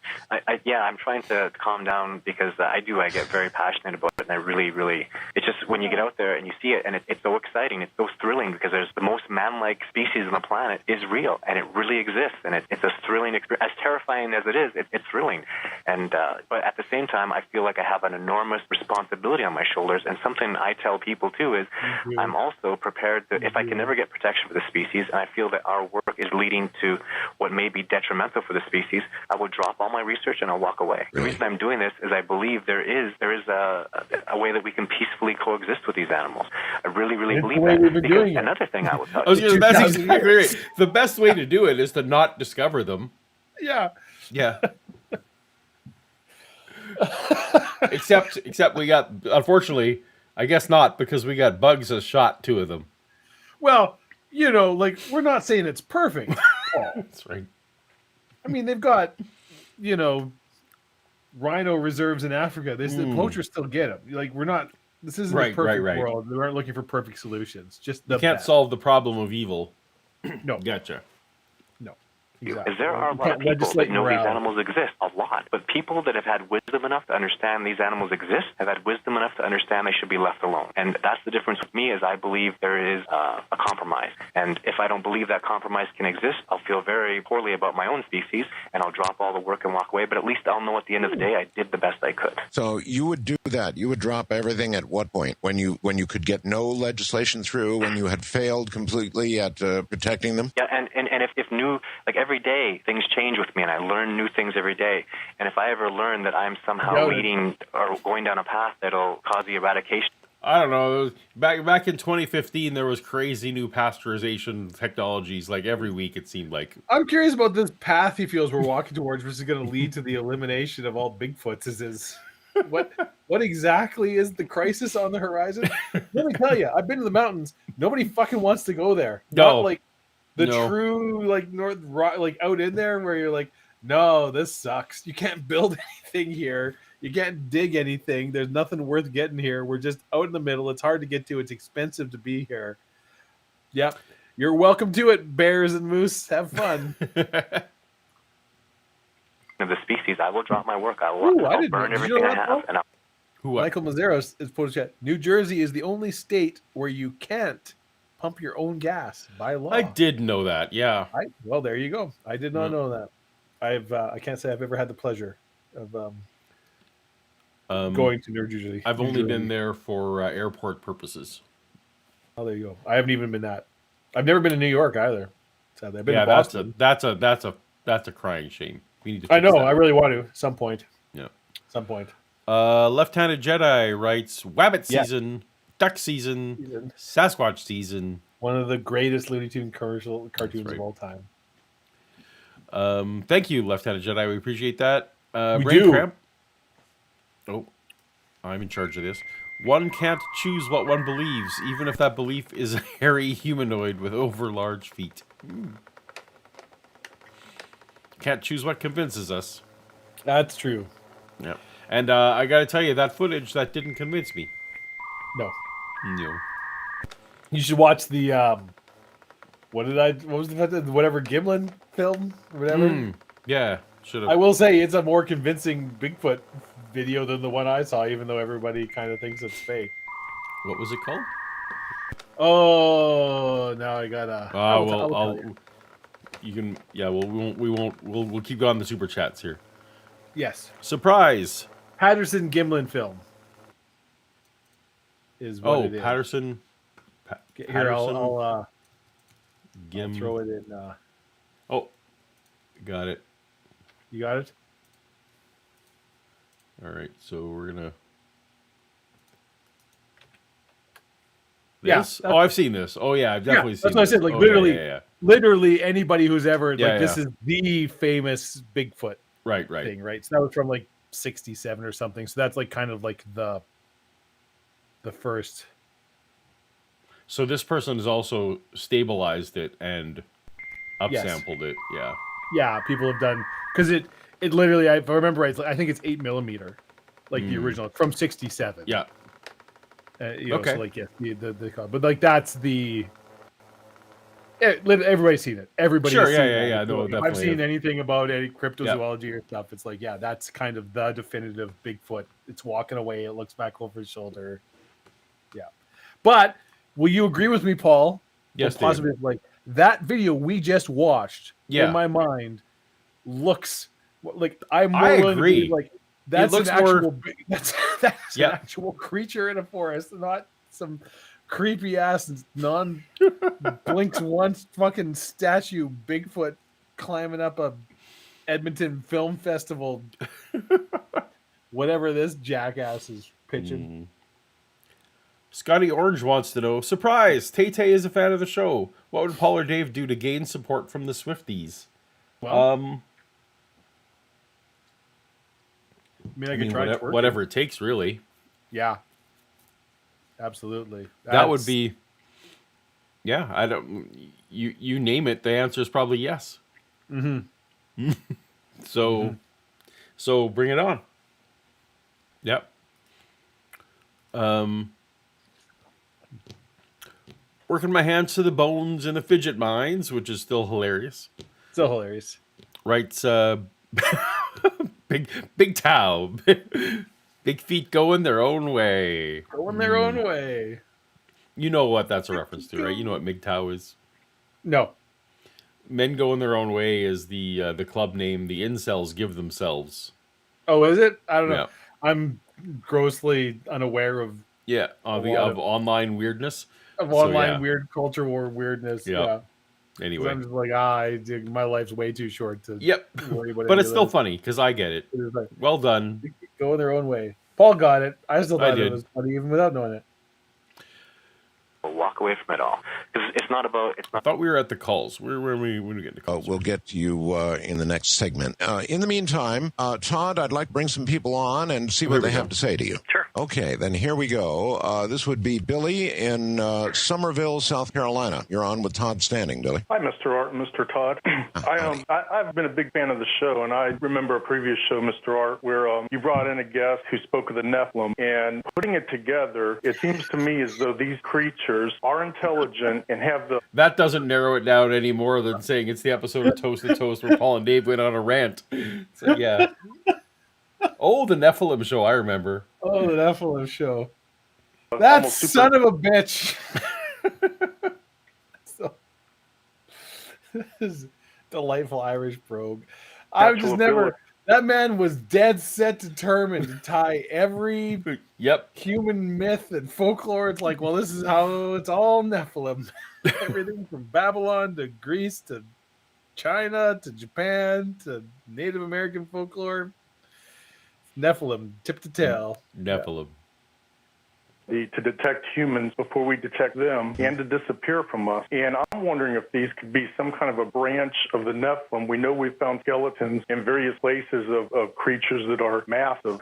And also in Wyoming, I've seen medicine wheels, which I spoke to some. Ooh, look at you. Look at me. This is a new one. We're trying some queer beer. A fabulous lager with a fruity hop aroma of sweet citrus, melon, and berry. Paul, the can promises this beverage will be clean, crisp, and refreshing, and clocking it at a wonderful 5.6% alcohol. But will you become more attracted to me than you already are? It's literally not possible. Fair enough. Indians there, and they told me that those wheels have been there before their people even got to the land. And so there's all kinds of signs of intelligence. And I was just wondering how you'd respond if this could be a branch of the Nephilim or something like this. Well, I'll have to look more into the Nephilim. I really don't have any knowledge of that. But what I can tell you to answer part of your question is, when I shot video 3, the animal that I was shooting didn't want to be shot. He didn't want to be on film. He was going to do whatever he could to evade me. And he was hiding behind just a small little tree. And what he did is he had to run away. If he could have disappeared. Was that him hiding behind a tree, just like the one that's standing there, just blinking? Yeah. Completely This is me. unmoving. Yeah. This tree is very much hiding me from you. Good job. Me in grade 9. I guess we don't know if the Bigfoot are very smart. I feel like when this gentleman is educated on the topic of Nephilim, he will feel that Bigfoot are probably not Nephilim. Yes, because he was saying earlier he didn't think they were supernaturally tied. So No, he's a scientist, Paul. He's That's a right. man of reason. J. Victor writes, actually, MGTOW and the incels are different groups, though the overlap is rather significant. Okay, so I think the MGTOW men going their own way. I think is that a group of people that are just saying I'm done with the ladies. I think maybe is what's happening. I was gonna say, are incels an organized group, or is it just I thought it's a pejorative People name just that they being don't give hitmen. to them. They don't give that to themselves. Oh well, there you go. No. Yeah. Yeah, there might be a Bellicam Michael, but not for free. I mean, probably it is. Paul puts it up. What's your goddamn dog doing now, Paul? Just napping. Mm-hmm. There you go. Kept us safe from the snowplows. Now it needs That's right, to yeah. keep it off. Yep. That's right. Good job, Bella. You knocked it out of the park. If he could have went into another dimension, he would have done that, but he couldn't. Yes. So what he did is he had to run away, and that's how I caught him on film. And there. That makes sense, Dave. He can't have been an extra-dimensional traveler. Otherwise, he definitely would have while I had my cell phone out filming him. Filming him. That's all the conclusive evidence you need. Yeah. Documentary, the $6 million man. Yes, exactly. Yeah. Yep, I remember.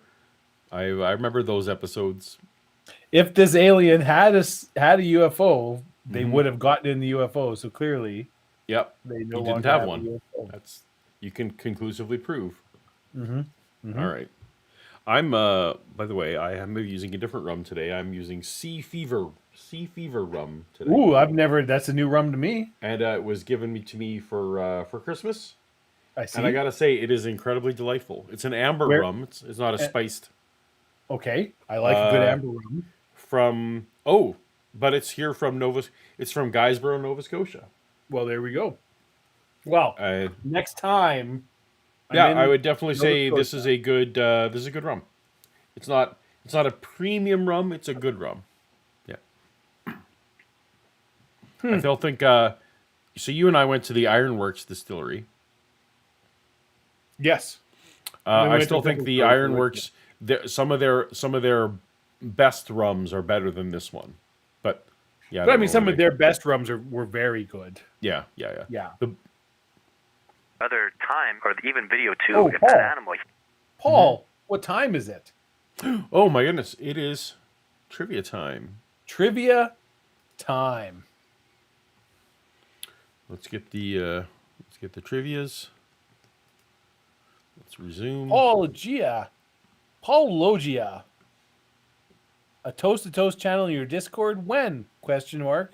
The people demand it politely and humbly. I think that's an excellent question. I guess I could. I haven't been in my Discord in like a good year, but Anyways, the Yep. word Sasquatch comes from the language of which native people?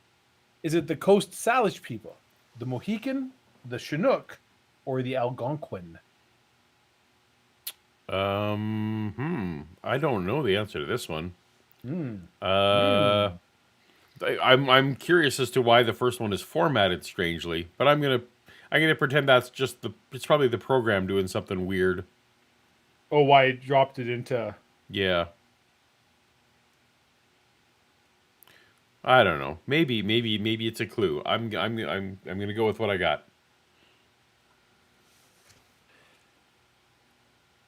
I feel like if Kip Davis was... Well, no, probably not. He's not an anthropologist. He's not. Although he has done anthropology digs and things. Yeah. It was the Coast... Oh, it was just weirdly just all right. Well, I went with the clue from the fonts. Which is all just straight imported from an Excel spreadsheet. So I'm not That's sure right. why Yes. Yeah. But did you know, Dave, that they changed the default font on Microsoft Word? I did not. Well, I probably would have realized because I used Word fairly regularly. What is the default font? It's something. I don't know. I don't like it. Yeah. I don't like change. It used to be Times New Roman, or was it Courier? I can't remember. No, it was Times New Roman, right? It was Times New Roman for a long time, and then it's been Calibri for like 10 years. Right. Yes. Now it's something new. Comic Sans.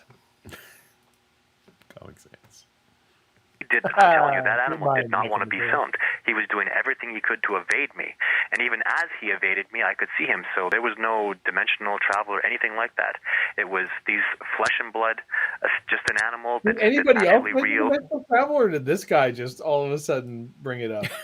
I don't know. We jumped ahead but this was the very first caller, so I don't know. Yeah, he was talking about Nephilim. Like, I think these are Nephilim, and he's like, well, he couldn't be a dimensional traveler because, otherwise he would have dimension traveled. That's right. No, I guess. But When he speaks of Nephilim, he's speaking of beings that are the product of angels mating with human beings, right, caller? Yes, sir. oh, okay. So, sort of in the paranormal realm, I guess, in a sense. And there are a lot of people, of course, Todd, who do tend to think they're in the paranormal realm because there are so many reports of them simply vanishing.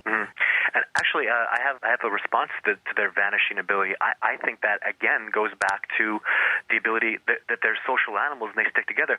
When an animal, for example, I believe that an animal that I saw was in an area where it couldn't escape. It was trapped.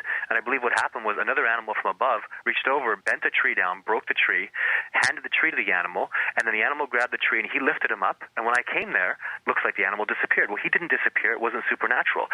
Simply another animal handed him down this huge log and removed the log after, and I have no knowledge of what happened. So that's not supernatural. That's just being a social creature and having. It's not even. Yes, Dave. That's it's essentially magic. This is all somehow we didn't notice this other Bigfoot handing a giant log to the other one as if it was a pool flotation device that I could yoink him out of danger. That's funny. Some kind of huge intellectual thing. It's just being smart. Anybody else, Vishanti, everything you need is right here in the stream. The real world, disappointing. Other people, lackluster. Everything you need is right here on Toast to Toast. To know your surroundings and how to evade people, because that's what they do. So, all right, Carol in Claremont, California, you're on with Todd. Good. Hi. I have a question. Good. You're on. Good. Good. Yeah. Just expecting someone to ask how she was, but Art doesn't do that. Art don't cotton no small talk. Yeah. Good. Apparently, in the late 50s, there was a man who was a wealthy oil man, and his name was Tom Slick, and he funded missions to the Himalayas to investigate Yeti. Yep. And in 59, 1989, apparently they found some feces, which were analyzed by Bernard Heuvelmans, a big biologist, who said that since each animal has its own parasites, they're species-specific, and this host animal was an equally unknown animal. Do you know about this, and have you ever found any thing that you could analyze? I know about there's been DNA analyzed by Harvard, who has some sort of unknown species that was from China, which is most likely the Yeti. Yes, but right. that just it really wasn't our goal when we were out on our expeditions to get, because the hairs have been done. The hairs are there. I'm not going to even there have been fecal matters done. I'm thinking when you come face to face and nose to She wants to know about the Bigfoot poop. nose with these bureaucratic-minded people who want to give validity, or maybe don't actually want to give validity. If you had one more thing that actually you could see under a microscope. Yeah, and I need to get that kind of evidence. I need to. It'll be more important for me when I go.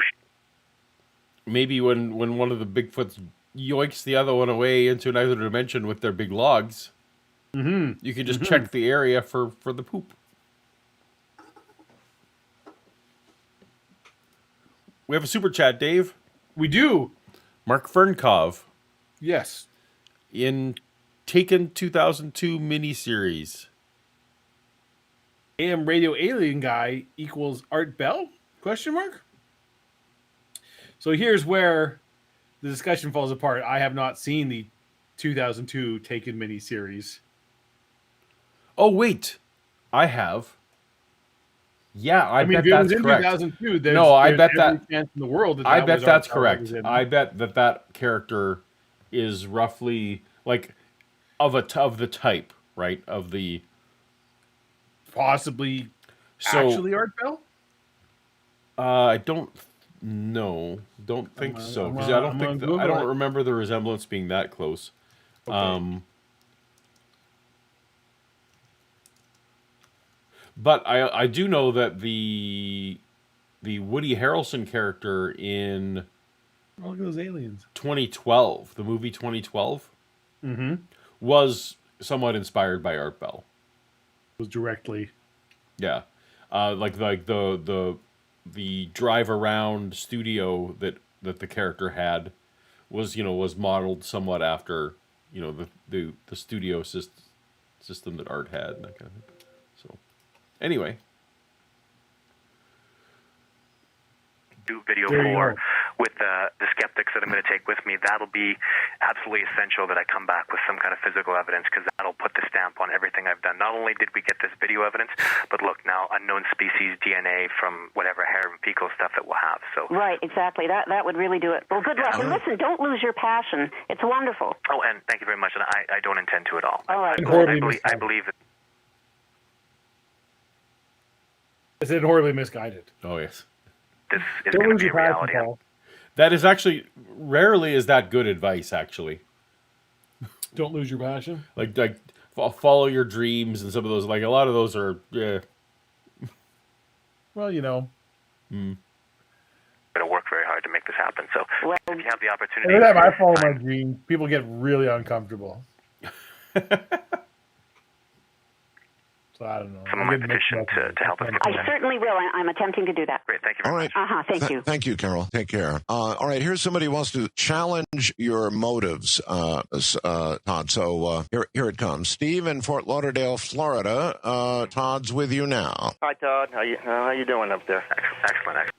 Good question. I do a lot of animal rescue work. I have my own nonprofit and spent a fortune suing government agencies, and I've dealt with a lot of people who have what I call the pseudo-altruistic exploitation syndrome, where they put on a big face and they act like they want to do all these wondrous things for the animals, but deep down inside of it, it's just something to get them exposure on radio stations and TV. Now, you said a couple of things. One, you said you'd quit your work, if you were 99% sure it would harm the animals. And then two, you said something to the effect that, people are the worst enemies these animals have. Well, that's my bird, sorry. I also have about 15 cats. But anyway, if these animals have been around for 40, 50... You people like to come on the radio and brag about how you're rescuing animals. Because I got this bird and the 15 cats. But never mind. Never mind. Yeah. Never mind me. This bird's always freaking out. Probably Looking to virtue signal with their animal rescues on the radio. This is it. This is the real talk, Paul. All the hard hitting questions. No softballs here. That's right. We got. Yep. Eddie Dean for $5. Thank you so much, Eddie. I was in a train in Washington once, and a brochure said that Sasquatch was a protected animal in that state. Maybe. I mean, maybe. In Canada, we were not so progressive. We didn't. No. We fucking stack them up like cordwood. We burn them to keep warm and mild all days. It's like gopher tails in Saskatchewan, where the government will give you a nickel. Yeah, we plant them head down in the oil sands. That's right. For fun. There's no economic benefit to it whatsoever. We just hate Bigfoots. We love oil years, sands. Which probably longer, and I believe they exist. What makes you think that they need protection from us? Not necessarily protection. I just want to find a way to, because once we've recognized the species exists, we can leave them alone in their domiciles. We can conduct our studies and just it's never going to be. But you're ducking the question. The question is, why do you need legislation for a being? And I'm not going to call them an animal. They're a being. I think they're more intelligent than we are because we can't find them, and we've tried. So you begin to wonder which side of the sword the intelligence level is at. Why do you think they need our protection? It seems to me like they're doing very well all on their own, and if you just leave them alone. What's that, Dave? They're so smart. Where are all their cars? That's true. Answer me that. Where's their radio show? There's radio show. Unless they're using frequencies beyond what we understand. Oh shit, Paul. Yes, Dave.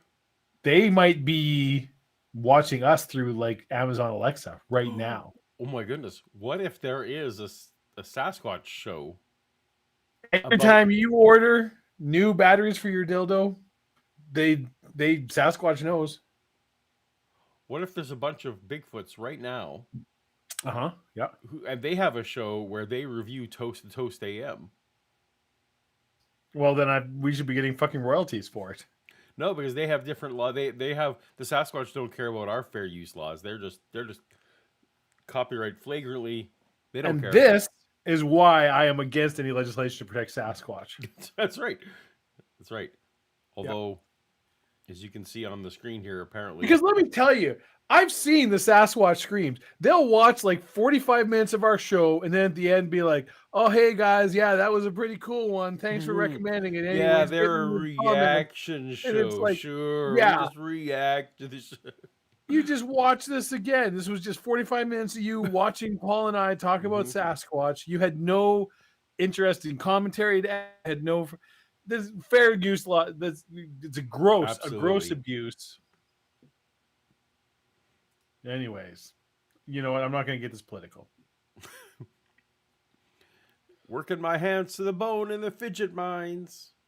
That's gonna keep being funny for a long time. Help! I've been turned into a parrot. They say. Yeah, he's pining for the fjords. Pining. As long as you're not an ex-parrot, working my hands to the bone. Yeah. I still sound normal. Why did Paul get so quiet? Dave still sounds normal. Did your It may have. I muted momentarily. Right up there. Yeah. Check. 1, 2, 3.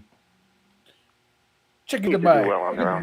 The only reason I can see you wanting to do this and capture one of these is to get notoriety for yourself. Like, wait a minute now. He didn't say anyone's ever said about me, Carol. Thank you. Wanted to capture one. Oh, never! I would never do that. Well, he wanted to tranquilize one. He had a buddy with a tranquilizer ready to go out and dart one. And that was a mistake. And I've learned from that. I tell people not to do that. Don't tranquilize them. Do you have any experience darting animals?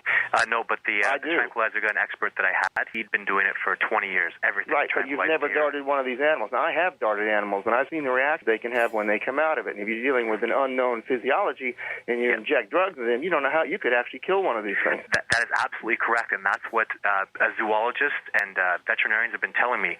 And that's another reason why, when you tranquilize one of these animals without knowing about their metabolism, you probably would kill them. It's most likely because we just know nothing about the species. So you're absolutely right. And I'm strongly against capturing them or tranquilizing them in any way. But your question, you were getting onto something really good there. And if we could just backpedal for a second, the fact that they can avoid.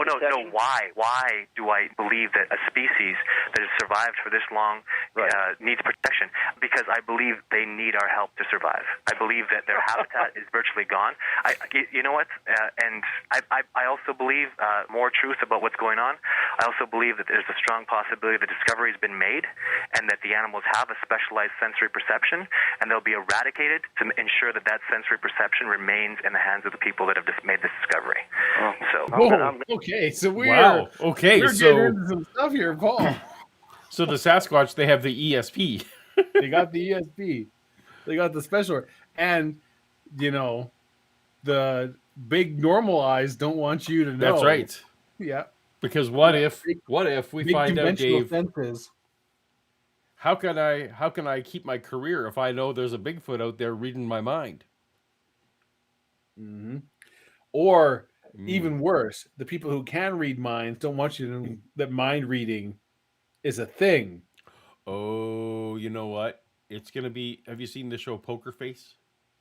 No, Where I'm aware of it. There's the main character in that one. Can in some circumstances tell if people are can read minds. Yeah. I feel like maybe the big casinos don't want us all having our own private Bigfoots. Right. Going in there and having the Bigfoots, at the poker table with us. Gaming the system with, because we got the Sasquatch telling us if people really have a 7-2 offsuit. Right. So we got a real kind of Rain Man situation. Yeah, that's right. Going on here, right? Like that's the. You can't have just have dragging Dustin your Hoffman Sasquatch running everywhere. Your mind reading Yeti into the casino. This makes sense. So better kill them. Not to mention, and I don't know if you know this, Paul, but generally speaking, Bigfoots are excellent drivers. So they get to drive on the driveway on Tuesdays, Thursdays. Yeah. I wonder if I watched that movie again, if it would hold up. I feel like it would. Like Tom Cruise and Dustin Hoffman are amazing actors to some extent. But part of the problem was that they were assuming, we know so much more, or at least the public knows so much more about autism now than it did. Yeah. That if you have to view it, I have seen it in the last 5 years. You have to watch it as a snapshot of that time. Of that time and the and the go. Yeah. And it's I mean I haven't seen it for a long time, and I don't want to be insensitive but it's like, is that not an accurate portrayal of some that is there? Well, no, there is an end of the spectrum that is that kind of thing, but it's no, but that's what I mean. So you would be horrified now if I my second say this is somebody with autism is like right. This. My oldest son has autism, and I can't trust them, so I just ship them away. Right. Whereas I assume you do it.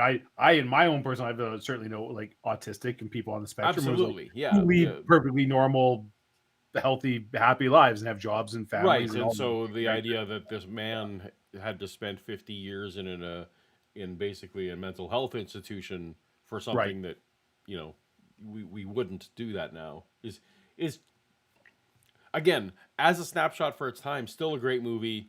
The performances are still amazing. You just kind of cringe. Was that late 80s or early 90s? Yeah, I think 89. I think 89. So yeah, 88, it's like the mental health somewhere in there. Dialogue was certainly a right. difference. It's not what it was. Yeah. So here's the thing: we got the trivia clock went, so we got to get the trivia. Yeah. And then the second last question. I feel like now I want to jump ahead. Once this is done, I want to jump ahead to bugs. Let's jump ahead to bugs. We'll do a trivia. Yeah, we'll do trivia. We'll do a trivia, Paul. Oh, we got it. I guess the trivia needs to be on the screen for that to work. Yeah. I am shocked. I am perfectly unsurprised. Undersurprised and super. The Underwhelmed. Trivia has worked exactly as advertised. Right. So far, we got 2 questions left. 2 questions left. In 1929, this publication printed an article by J.W. Burns titled Introducing BC's hairy giants. This was essentially the start of the Bigfoot myth. Was it Time Magazine, The Washington Post, National Geographic, or Maclean's Magazine? Maclean's is a Canadian magazine, if I remember correctly. I believe you're correct. I believe Maclean's is a Canadian magazine. So, but that doesn't tell me one way or the other because it's BC. You know what? I'm gonna go with I'm gonna go with the group. We'll see what it is. This article is very interesting. I could actually go into quite a bit of length about it because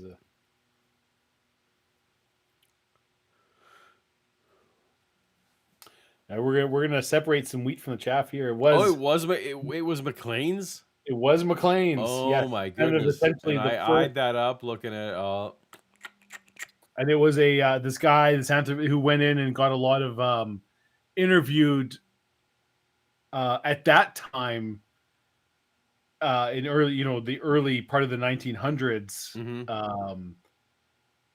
Local, tell me stories of your childhood. He went through a lot of the native cultures through the American and Canadian Northwest, and was like, what sightings.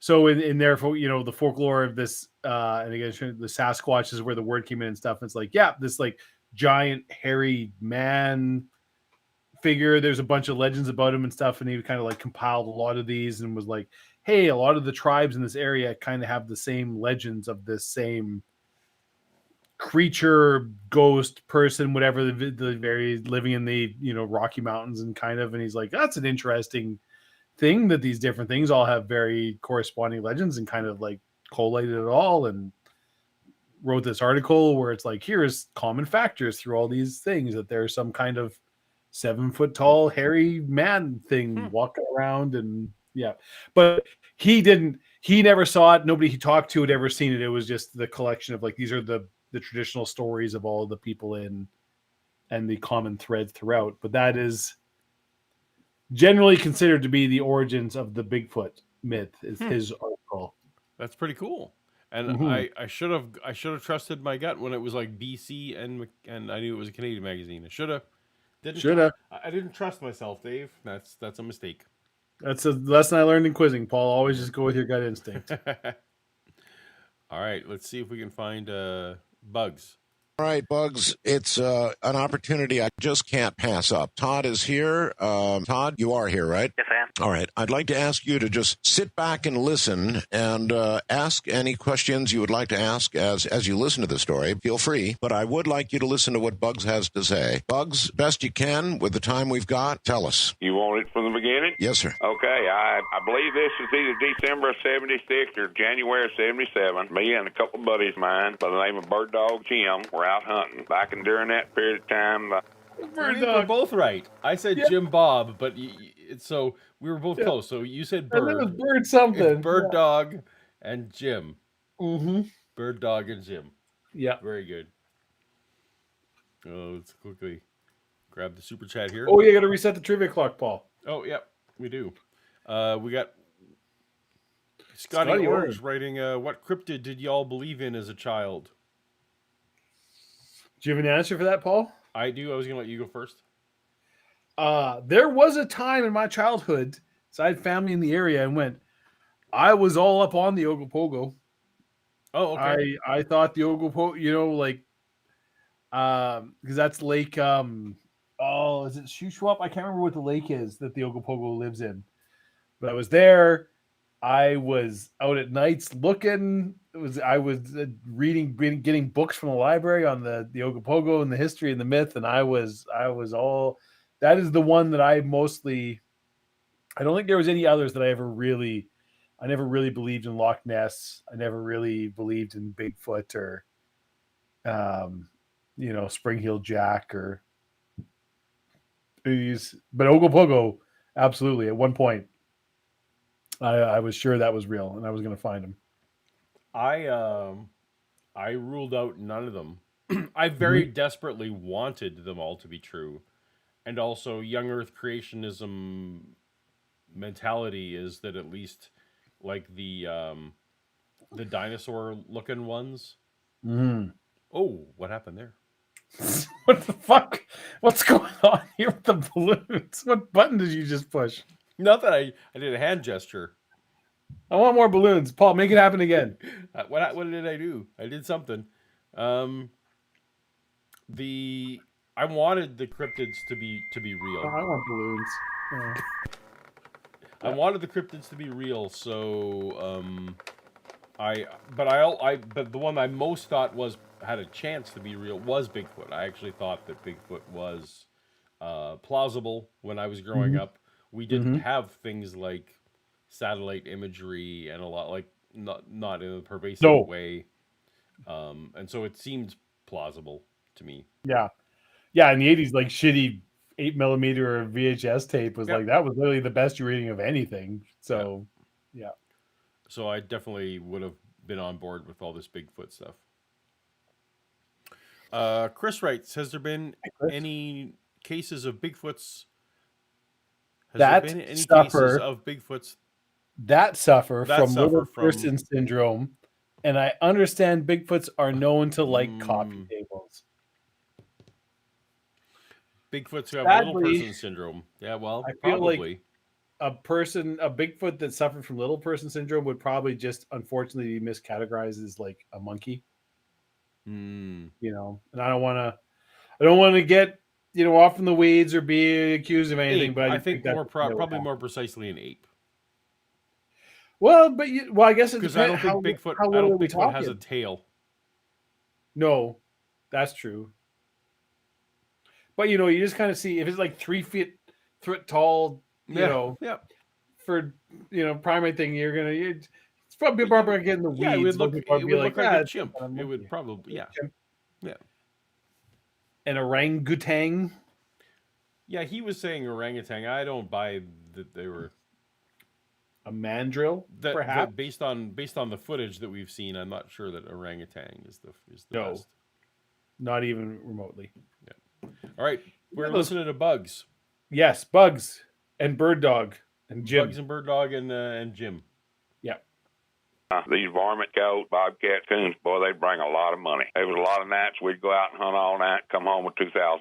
So this particular night, we was back up north, and we were making our run toward the house, and it's probably 4:30, 5 o'clock in the morning. And by the way, this is in Texas. This is in Texas. Panhandle of Texas. I guess we can identify that. Right. Yeah, okay, go ahead. And we were coming down this road, heading south, and we wanted to come down by a creek, which I won't name at this point, and there was a wheat field on the north side of this creek. It was about a quarter mile wide and about a mile long. And before you got to the creek, there was a series of hill you had to go up and over. And, you know, we traveled about 10, maybe 15 miles an hour with the spotlights going back and forth looking for eyes. And when we come up over this hill and our light went down on the wheat field, we seen a set of eyeballs. So we immediately put the spotlights on it. We drove on down, keeping it in sight, because at that point we was probably 350 yards from it. We drove on down probably another 150 yards, and we were straight almost north of it. And Bird Dog jumped out and come across cab with his rifle, and he says to me something to the effect, "What the heck is that?" Well, immediately Jim, he jumped out of the pickup, put his rifle on it, and I put mine on it. And I said, "I think it's a bear," because it was squatted down out there in the middle of the wheat field. And I said, "Let's kill it." We all three fired at the same time. It dropped. We jacked another round in the chamber, each one of us, and it got up and took off running. And we fired again, and it dropped again, and it ran and jumped over the fence, went down into the creek. We didn't know what the heck it was at that point. Didn't know if it was a bear or what, because it was running like a human. We went down and played around, whatever, till it got light enough where we see, and we went. This 100% lines up with how I remember. It was running like a human. We didn't know what it was, so we just kept shooting it. Oh, gosh. He did omit the I'm fact. so convinced that Bugs killed the details where it was like, we were out after midnight using light to attract wildlife and hunt them. Yeah. Which is super illegal. Just throwing that out there again. He was illegally night hunting with lights and just saw something running like a human, and we fucking shot it. We shot it, and it jumped over a fence, so we shot it again. Because no animal can jump over a fence running like a human, so it's gotta be one of them Sam Squatches. Oh man, definitely committed murder or manslaughter of some sort. Oh, Bugs. Oh, I miss you. It's so good that you're here and possibly killed somebody. Meanwhile, Yeah. I'm trying to imagine our guest here listening to this story. His whole thing is he wants to pass laws that no one can to do protect this. seeds. Yeah. Yeah. I saw a thing I didn't know, so we shot it. Oh, we got some super chats, Paul. Trying to make the balloons come back. They can't make it. Yeah.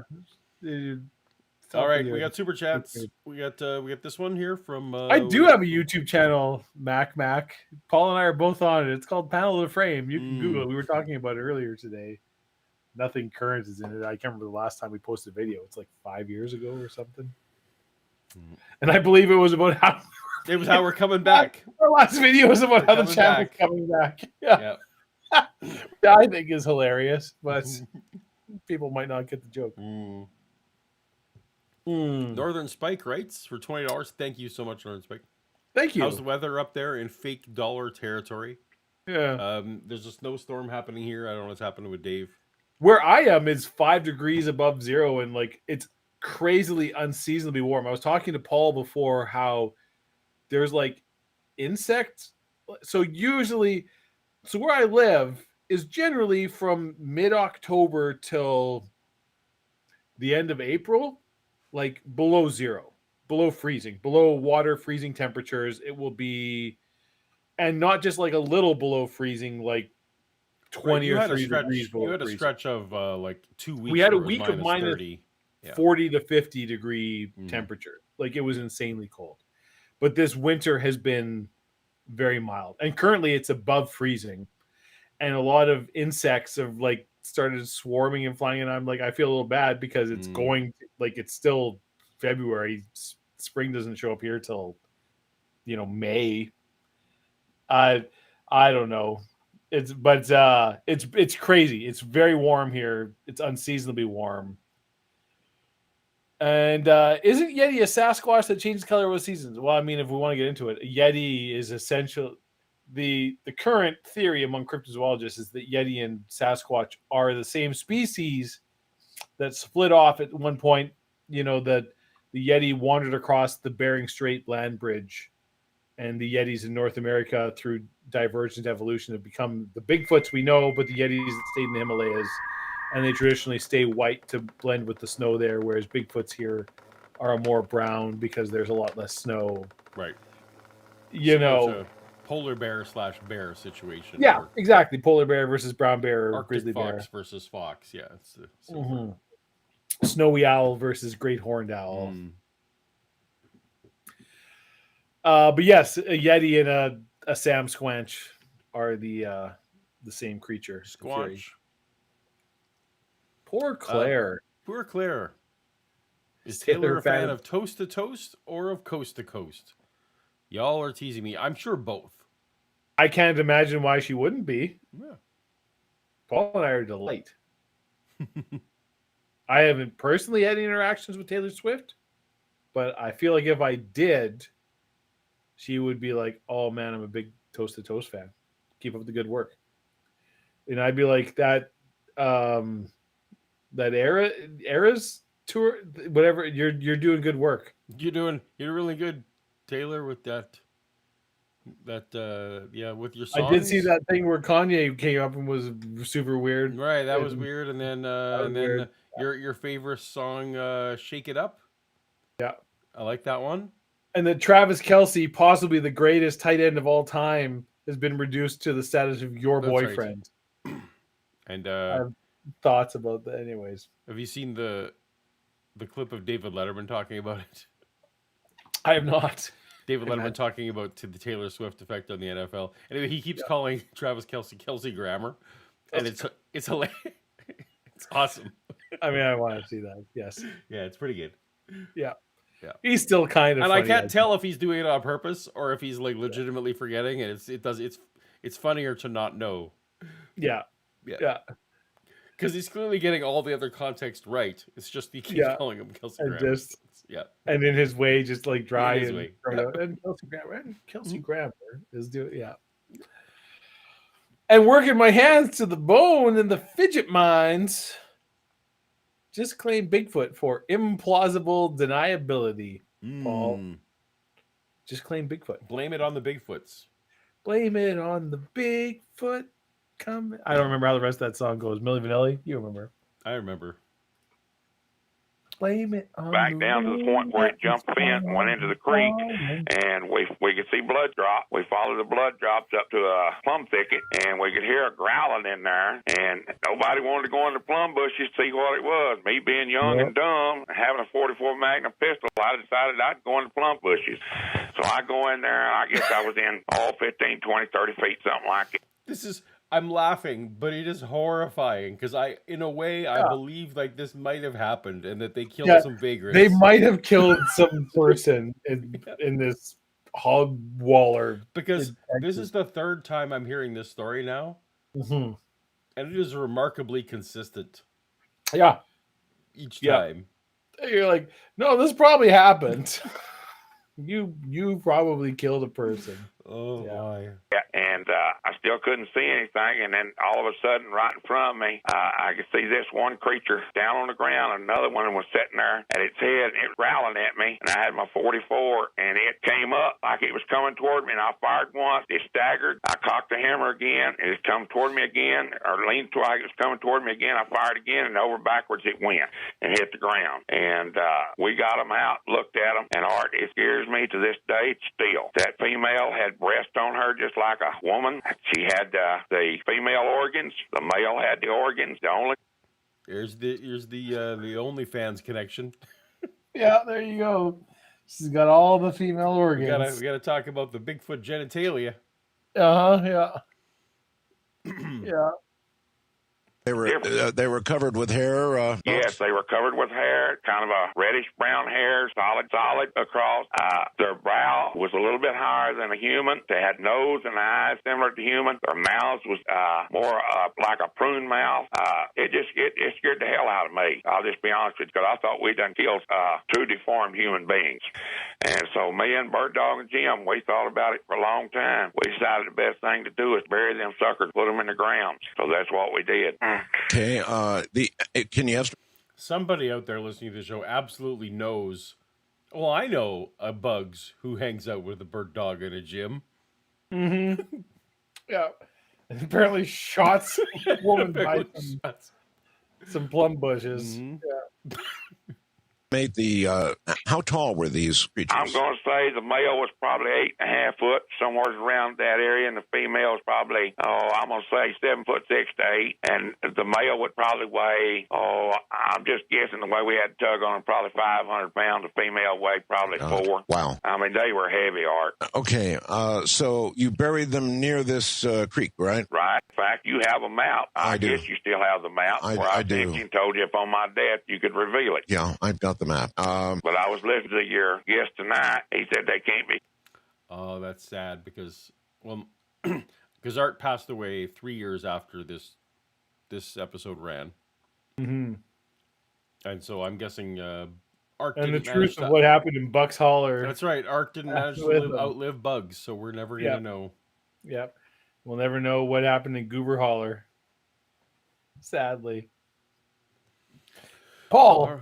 Yes, Dave. Do you know what time it is? It is trivia time. Hell yeah, it's trivia time. Last question, I think.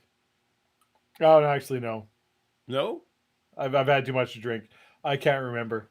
Probably. How many questions have we had? This is 8 of 8. Here we go. 8 of 8. William Rowe is generally accepted to be the first modern Bigfoot witness. He had his famous encounter in what year? Paul, was it 1975, 1955, 1925, or 1905? This is kind of the first modern documented Bigfoot witness. Well, based on your McLean's clue from last time, I feel like it's the 3 and 4 are too late or too early. I mean, You could be So- right. so I think it's got to be one or two. Mm-hmm. I've locked in my answer. We'll see how I do. You could have phoned a friend, and I'm your I could friend, have phoned a friend. I could have phoned you. and I know the Hey. answer, so could have worked well for you. Oh, I got it. I You did. I narrowed it down This to the is it. 50-50. Someone's gonna win.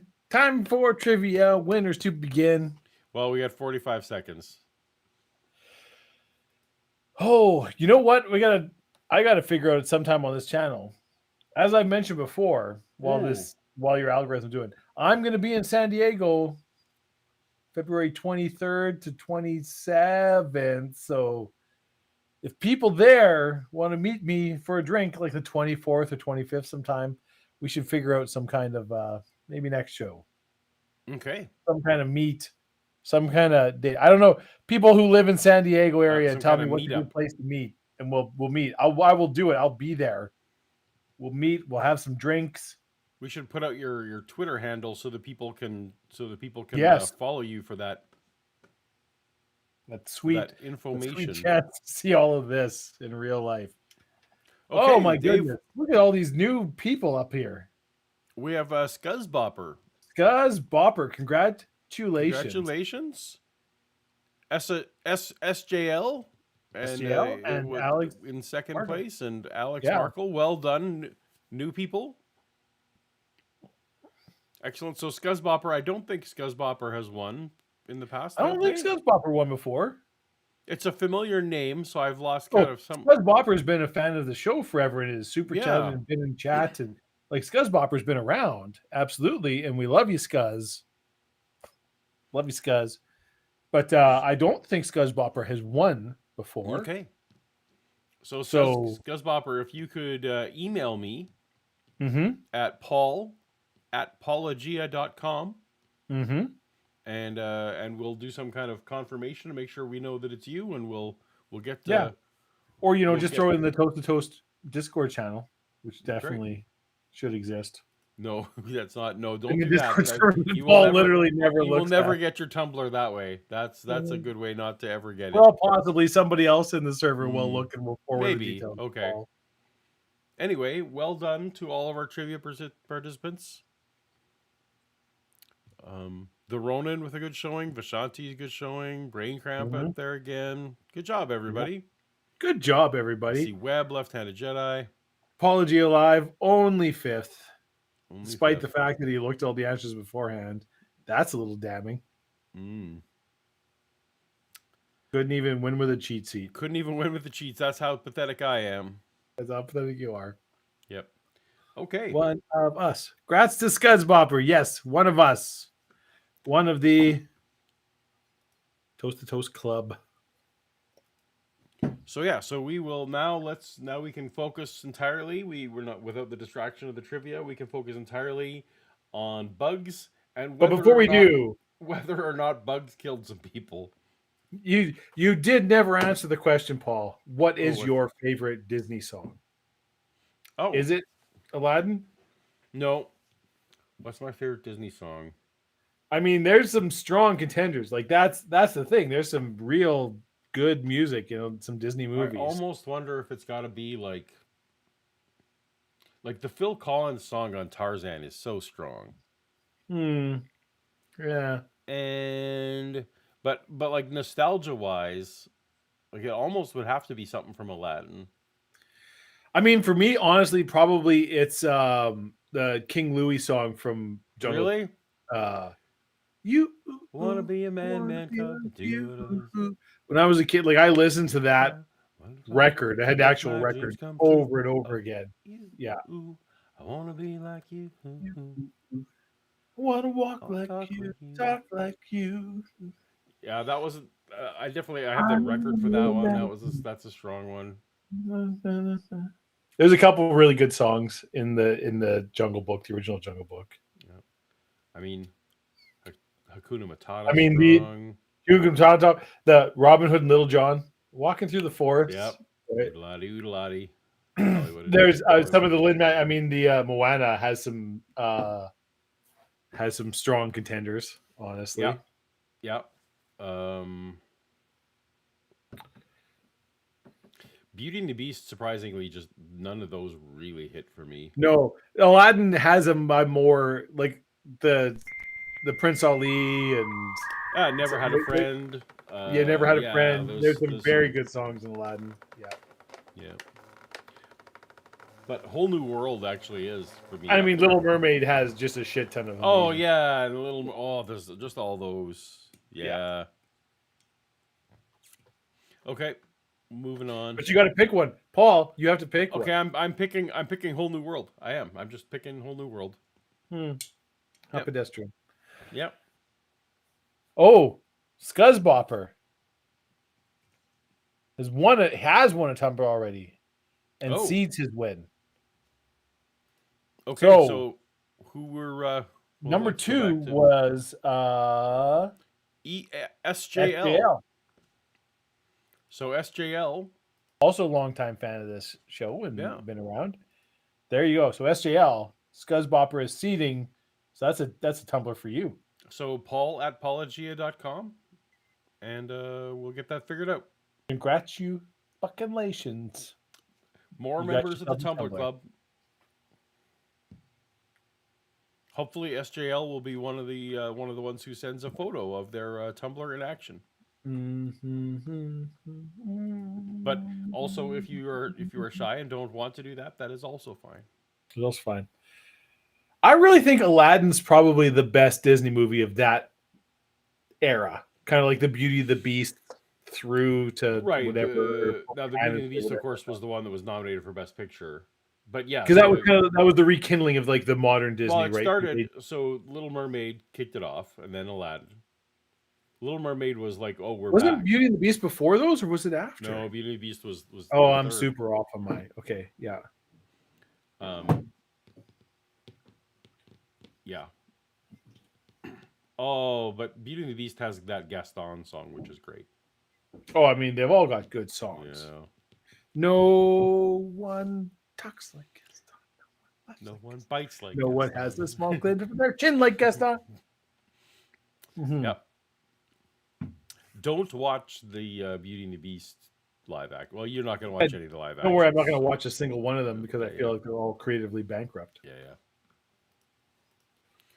Classified as space as a human species, and that's why I wanted to talk to him.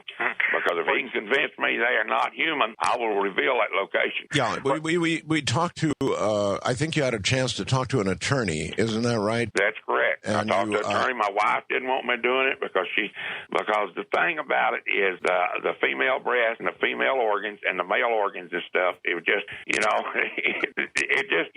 can't understand it unless you can see it, and it's still. Yeah, you definitely killed some hippies. I killed some hippies. We're getting right back into that incel conversation from earlier. Yeah. Unless you can see it. Burned into my brain to this day. Todd, how would you advise him? Now you've heard the story. If you have any questions, feel free to ask them or advise him. You see the problem he's got. Yeah, well, the story really just scares me entirely because you shot at something in a field that was crouched down. I mean, it really could have been a man at that, like there's no point. Yeah. Because it sounds to me, and every reasonable person, like you just fucking shot somebody. Yeah. Let's take the Bigfoot out of this equation. I think you just shot somebody who was on their way home from Burning Man. Yep. You psychopath. Yep.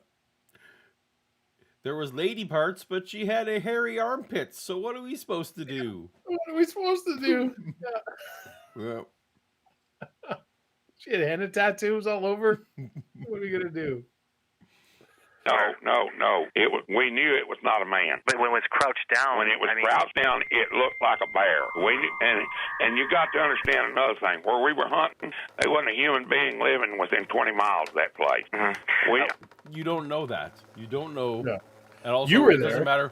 People can be in areas where they don't live. I've camped in areas nowhere near where I live. Yeah, you were there.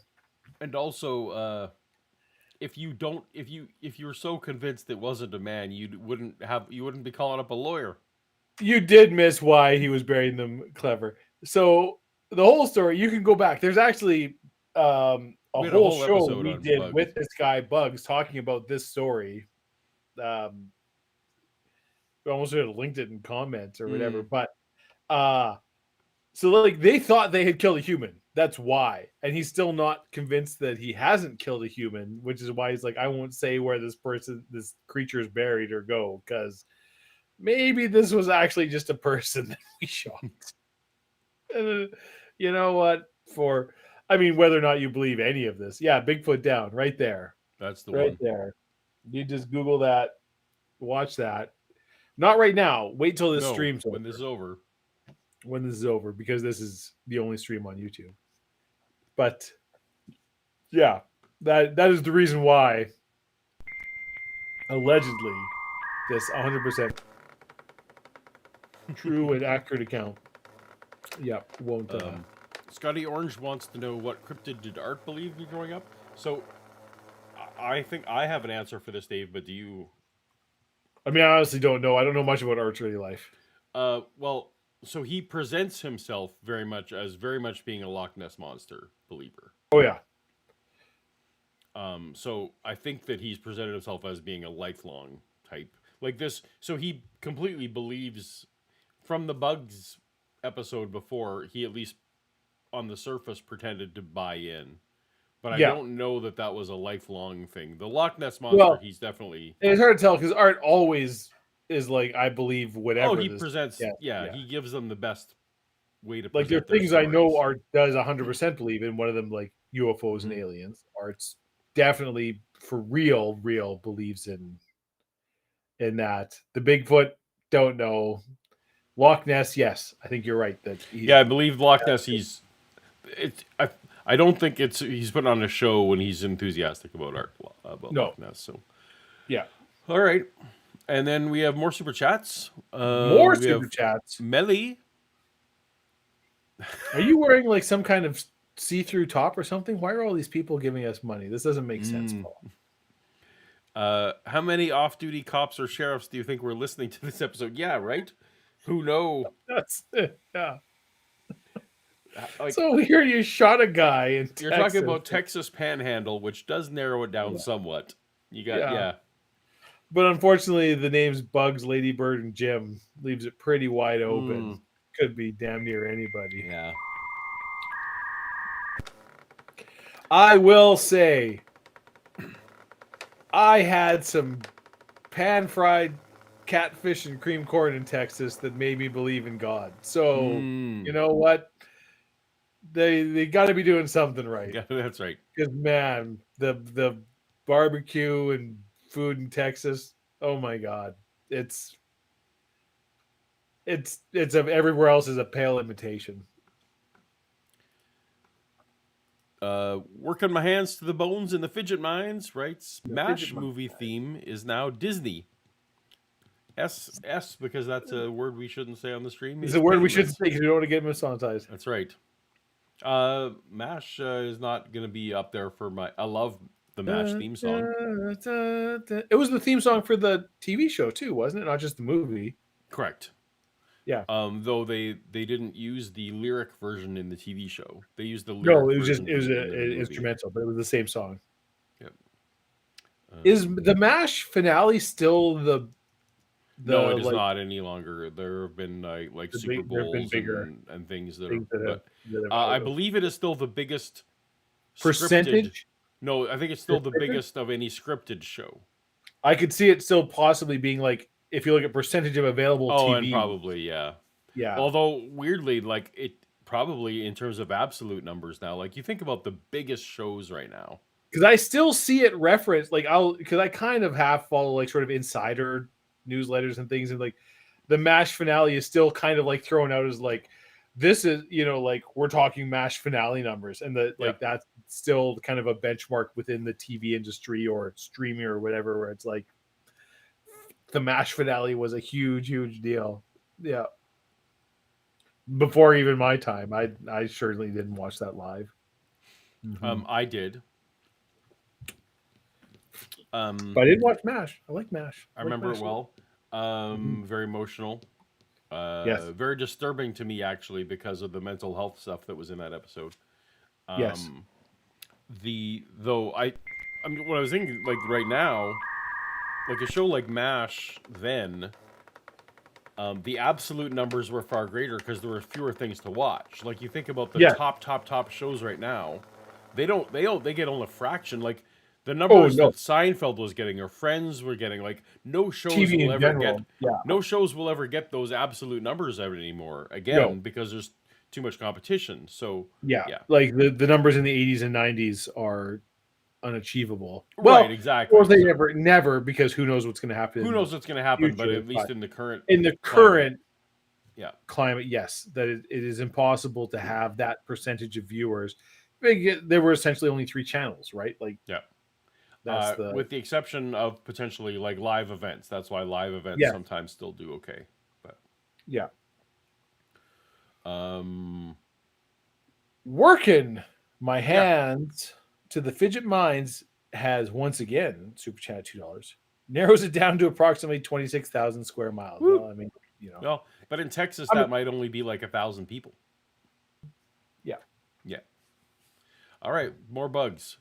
I mean, we knew the area. We knew this was not a man. Was it obvious? We knew it wasn't a cow because, was it obvious at that distance that it was covered with hair? You could see the hair because in our scopes that we were using, at fire point, this thing was probably 150 yards out. And our scopes were, what I used was a 3x9 variable, and that's like 35 feet 35 feet to 100, I believe, or something in that neighborhood. So at that range, I could see the features, and it looked like a bear. What color were the eyes when you shine the light on them? There was no reflection. No reflection. That's what fried the heck out of me. I wish I had it right now. In the video one that I did shoot, although there was a lot of augmentation and stuff done to it, it's on the website still. And if it's on Meta Cafe, it's my video, and I don't even have access to it. But there's a sound of a growling sound. Right. It's that a lot of that actually got me my biologist, because that's the sound that a Bigfoot makes when it growls. And you should ought to listen to that sound because it's very original. It's sort of people have likened it to sort of a chainsaw, or it's like a ticking. Well, to be honest with you, I have never in my life heard that kind of growl before. And that's what everybody says when they see the video one sound, is that it's just a sound like nothing's ever heard before. I mean, and I'll tell you what, if it's the same sound, I mean, I didn't know it at the time. It took me a while, but that certainly was not a human being. It was a new species of primate. And if it's the same sound, you certainly shouldn't be concerned. If you shot a species of primate, I mean, you don't take my word for it. Contact anybody, a wildlife officer, because those are the people that are really going to be involved in this. Yeah. Contact them and tell them. Absolutely. Contact a wildlife officer. Say we shot something running away on 2 legs. But it growled a little weird. So probably this is fine. Anyways, let me tell you about it. Did I tell you about its tits? Because that's something I keep wanting to bring up. I mean, I feel like I'm a little sympathetic with bugs causes here. What if instead I never contacted anybody? I don't know if I believe anyone on Toast as much as I believe bugs. In that they shot some people. And you know what?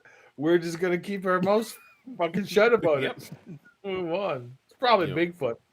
That's what we all decided. This was definitely probably Bigfoot. We took a good look at its vajayjay after we shot her, and let me tell you, science. What would happen if I killed Bigfoot? Say it right to them. I have killed a species. It's very close. The DNA is probably going to be 99% the same, but it's not a human. It has hair and blood. And what they'll tell you is there's nothing we can do. There's nothing anybody can prosecute against you at all. I think that is false.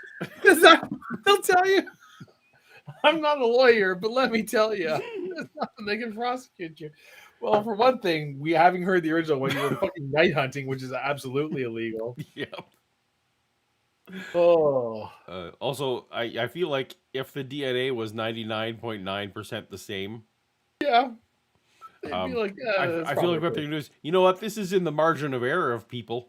So what's more easy to believe? We've made a 0.1% margin of error mistake, or there's a whole species of humans. Yeah. All right. I need to take a bio break, Paul. Okay. You just keep it running. Well, even with that being said, though, would I trust the legal system? No, you certainly have a point in being concerned about that. That was in my point exactly. And definitely in Texas, like as Canadians, sometimes we don't realize how much power that individual officers, can have being elected sheriff and some of the shenanigans that go on there. So yeah, no, I think if I was in Texas, I wouldn't volunteer this information. Exactly. At that point in time, we went and seen an attorney because I was very serious about turning this over to mankind. I mean, what happened was a pure accident. I mean, it's 1 in a million chances of doing this. Everything was. Well, I mean, if you're not a very good hunter, if there's only a 1 in a million chance of you, hitting the growly thing that you're shooting at, it feels like maybe it's more than 1 in a million that it is actually Bigfoot. Sure.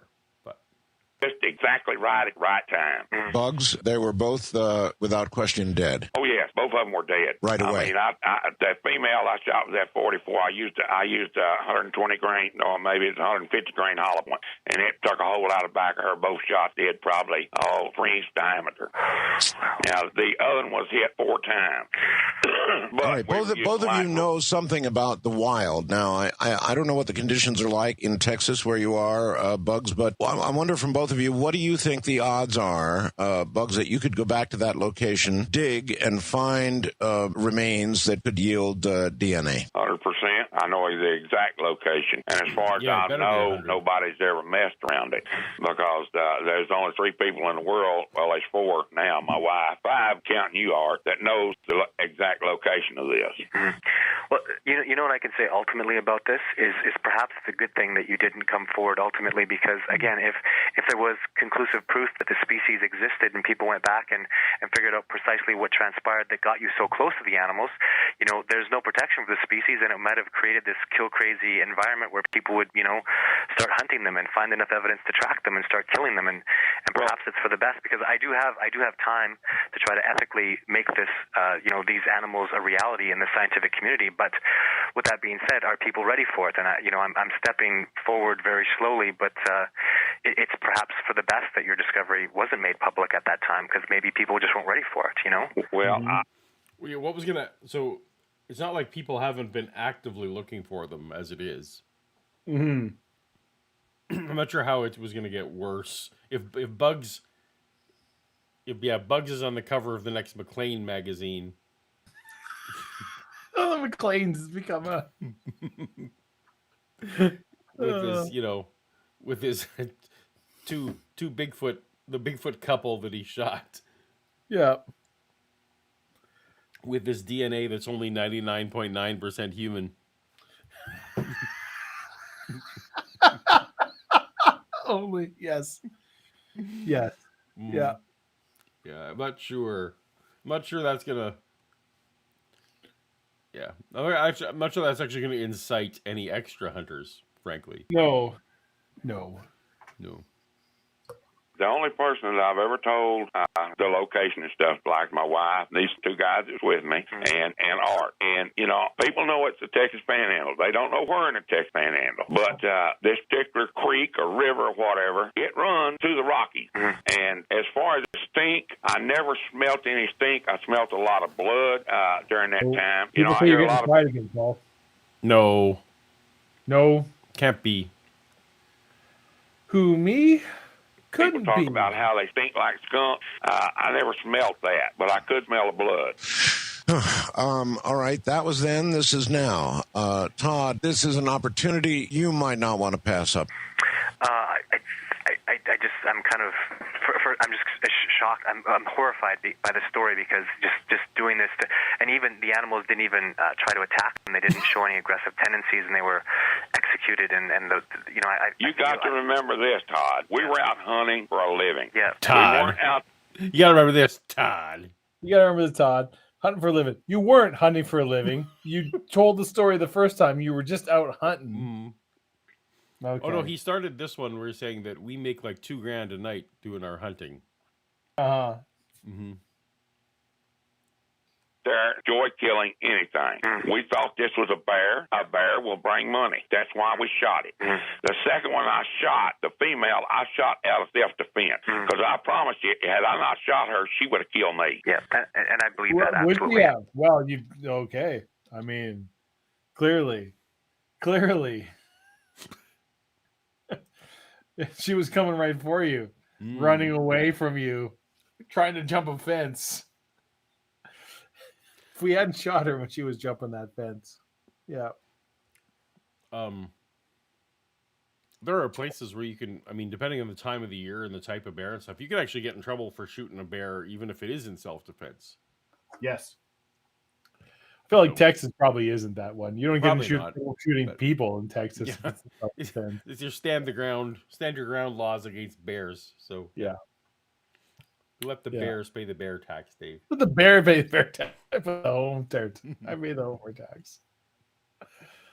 Was she making moves? You say she would have killed you. Yes, she was. This one was laying, and she was up close to its head. He was laying toward the north under these plum thickets. And when I got within about 15 feet, she seen me. I seen her. She got up and was fixing to come toward me when I fired my first round, Art. Okay. And I fired a second time, and it took her down. She wasn't coming towards you, but she was fixing to come towards you. She was fixing to come towards you. Mm-hmm.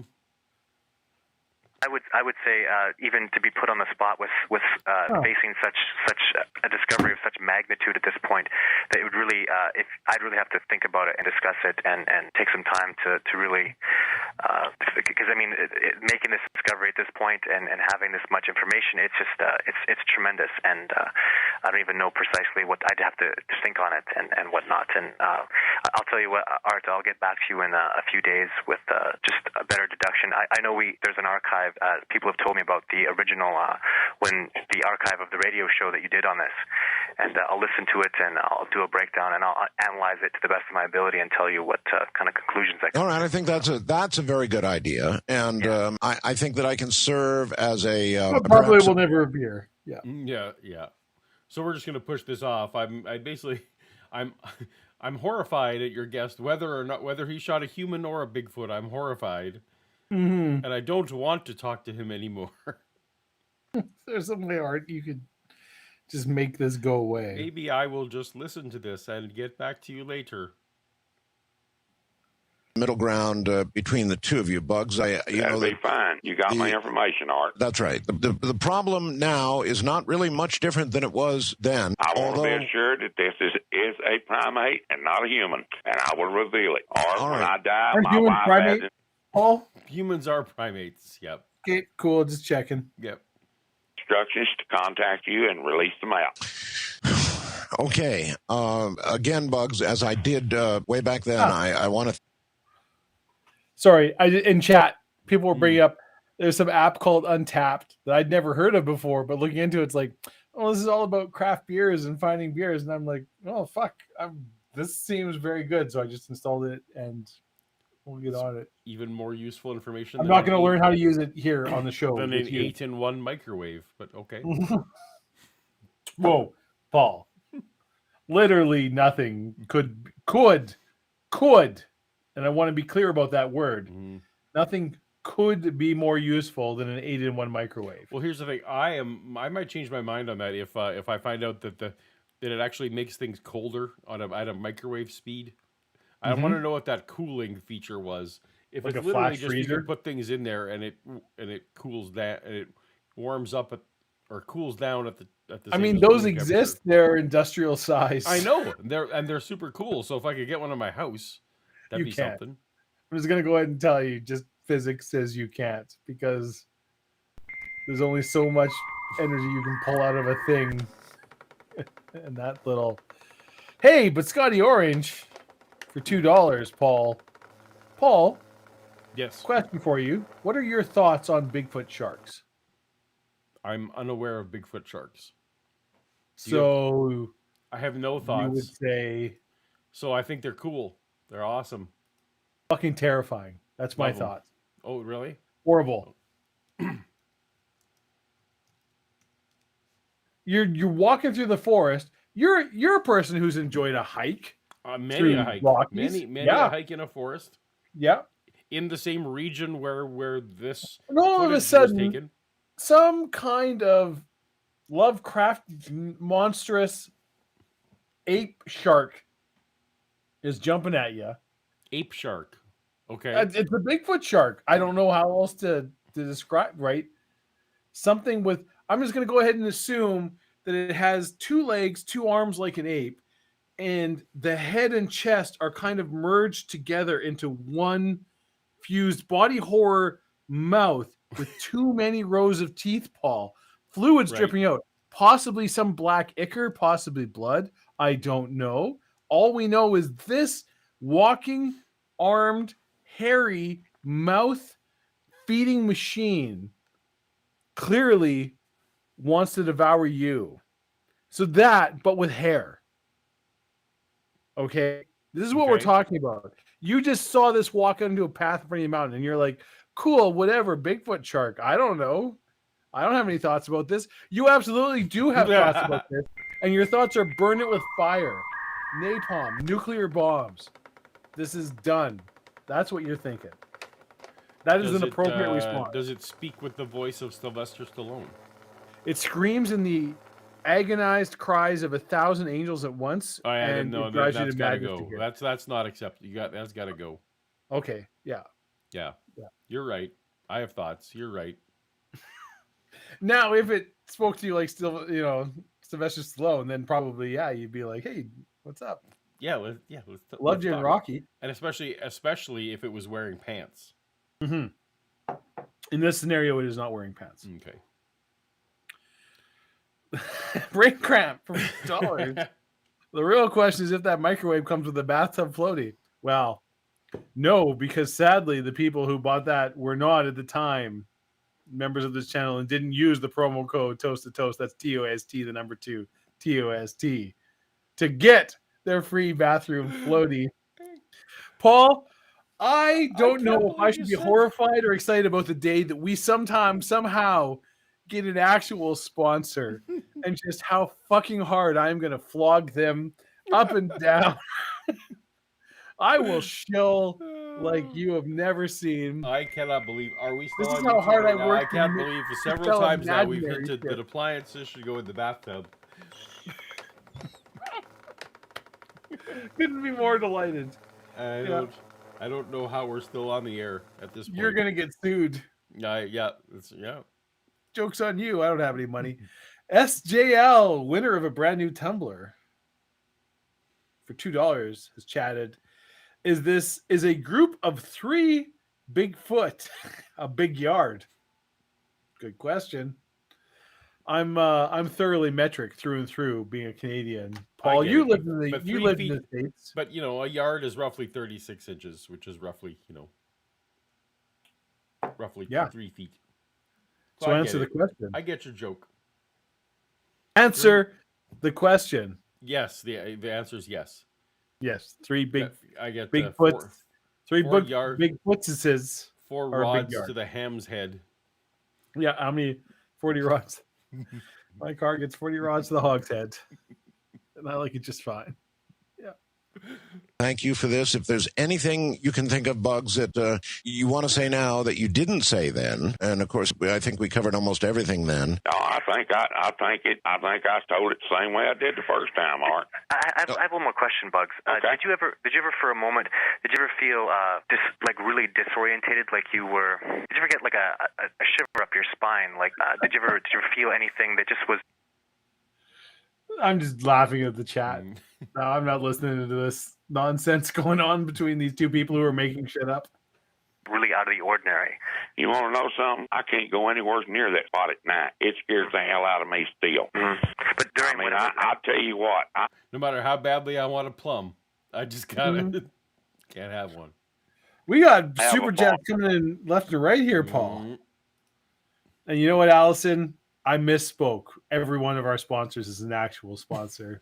Don't think for a second it is either. But maybe keep super chatting just in case we're not making any monies off these super real, definitely super actual sponsors that I make up every week. I introduce that I advocate for. But you promote and endorse with. That's the word. Promote. Left-handed Jedi says, "Lo, beware the thing that should not swim." Shug Tuggeroth. Does it mean something to you? I mean, it's a Lovecraft reference. Oh, yes. okay. Yeah. Shug Shug Tuggeroth. Tuggeroth. Lo, beware the thing that should not swim. A group of Bigfoot is a congregation. Well, there we go. Ooh. Quasi-Mayo. Yeah. Educating us all, a little entomology. I enjoy that one. That's a good one. I like that thought. It's like a parliament of rooks, you know? Oh, my shit. Any thoughts? Melly, No. super chat $2. Does the toaster double as a knife block? No. Oh, you're gonna get sued, Paul. No. You know what? No, it does not. But you can store all of your forks there, just while using the cozy in the bathtub. That would be ideal.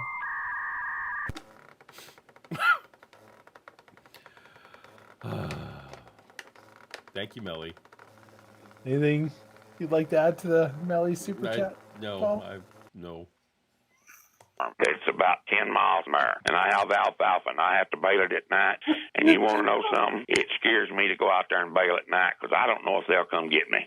Hey, Bugs, have you, over these years... So it's on his... He's buried them on his property because he's cutting down alfalfa on the burial spot. Sure, whatever. Bugs, you do what you got to do. It's been a lot of years now. Guilt. Only Have you him and Lady lived Bird with know. a lot of guilt over that? Oh, yes, Art, yes, because I don't know what I killed. I don't know if it's a human or what. And, I served in Vietnam. I took life because I had... Despite, this I is the feel thing. like you should, Bugs. I feel like you should Despite know. he got all uppity when someone else suggested it was a human, and now he's like, it might have been. I don't know. I got a lawyer. I feel like, Bugs, I'm going to be honest. I feel like you do know the answer to this question, and you don't like it. So you kind of, you're throwing out a lot of colloquialisms and this and that, but I think we all know what happened here. Mm-hmm. I feel like he killed nothing, or he definitely killed a person. Yeah. Or two people. Yeah. I mean, Paul, he checked him out. Definitely had anatomical lady bits. So what else could it have been? Everything looked on. Human. So it had to be not a human. Yeah. I checked out the breasticles. They were there. And, looked at all the nether regions and everything checked out. This was definitely. They were, definitely human genitalia. Definitely, yeah. But maybe not. Probably not. Definitely not. Anyways, it's buried somewhere you'll never see. That's right. Because, under the plum bushes by the alfalfa. Yeah. Because a Leonard Skinner tattoo probably is a bad giveaway. Ooh, yeah. Joe Hill writes, I'm just here to see Paul crack up and to build the coffee table fund. Well, there you go, Joe. I appreciate you, Joe. We do appreciate you, Joe. To protect my own, and I have no guilt for that. But this, I do have a lot of guilt. My wife will tell you that, because I don't know what I killed, and if I had it all to do over, no way would I pull that trigger. You're saying the private parts, male and female, were... So you're saying if you see a bipedal... How do I even phrase this in a way that isn't just instantly condemning? A unidentified creature type animal running away on two legs, jumping a fence. Maybe don't just automatically shoot it especially on land that isn't yours. Just out in nature to see this two-legged thing running Illegally on hunting two at 4 legs in the morning. at 4 a.m. while you're illegally night hunting with your friend Ladybird and Jim. You know, killing boars, whatever you're doing. Yeah. Yeah. As human. Yeah. Todd, does that bring right to you? Absolutely, yeah, for sure. I mean, any does. primate species, you look at gorillas or chimpanzees, it's all going to be very, very significantly similar. So, yeah, I would say a gluteus that just looks like, that's what I've actually got, is what we call the ash shot. And you see clear set of glutes, that don't even look. Well, I think between Simon here and the bugs, we got the breast covered. We checked out. Yeah, we checked out the breasts. We checked out the hoo-ha and the hey-ho. And then looked at all. Todd here got the ass shot. Yeah. And let me tell you something about Bigfoot. Everybody knows Bigfoot's milkshake brings all the boys to the yard. And there it is. It's right there. The gluteal. Bigfoot. Checked it out. Yep. Clearly hasn't been faster than the fastest man alive. Day. Hasn't been skipping leg day. You're doing the squats. You're doing the lunges. Yep. Doing the lunges. It's a shapely buttock. We hate to see you go, Bigfoot, but we love to watch you leave. You know what we're saying here? Right. I think you know what we're saying here. Yeah. If you weren't wearing pants, you wouldn't skip the squats. No. Damn. That's Sam Squanch ass. You know what I'm saying? You know what I'm saying, son? Just whew. Lord, you coming? All right. Todd had a sneak in there that he got the butt shot. Just had to throw out there. I mean, I studied the glutes. I looked at them. I studied them. I was, I've been measuring. I've been, been checking calipers. Yep. Clearly. Yeah. Both in firmness and magnitudes. I printed out some screenshots. They're up in my locker. I have some fanfics you might want to check out. Tell this. I got a Tumblr that you might want to.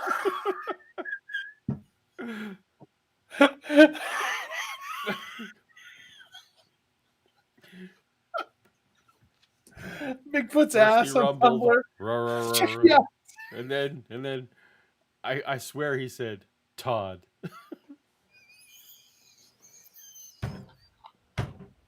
We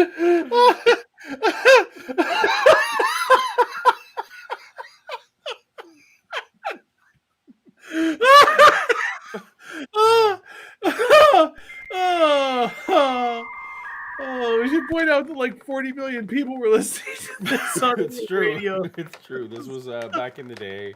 Maybe not 40, but there was more than 10 million were watching, listening.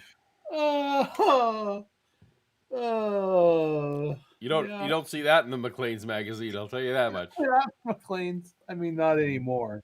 No. Working my hands to the bone in the fidget mines, writes no shell shock, battle fatigue, or PTSD. No siree. Yep. No, he's good. Clearly, Bugs is doing A-okay. His mental health is great. He's fine. This is fine. Everything's fine. Oh. Working my hands to the bones of the fidget mines also writes dibs on the band name Bigfoot Badonkadonk. You missed the super chat. No. Oh yes, we did. Oh shoot. The can. We got the Bigfoot Badonkadonk. I'll go back. Yeah. We got the can off. Yeah. Right. I joined for a family show. Well, I'm sorry. No. I'm sorry, Kath. We appreciate $2, but you should probably leave now. The start of the show was great. The start of the show was great. We were knocking it out of the park. Yeah. Paul and I both have had quite a bit to drink. Just, Yep. I'm gonna finish the last of this tequila now. Yeah. I'll tell you about that Bigfoot. Whew. Had on the apple bottom jeans, whole body covered in fur. The whole forest was looking at her. They got low. The genes may only be 99.9% human, Dave.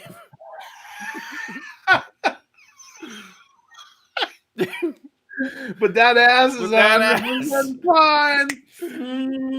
Boy, 100% fine. I'm telling you what.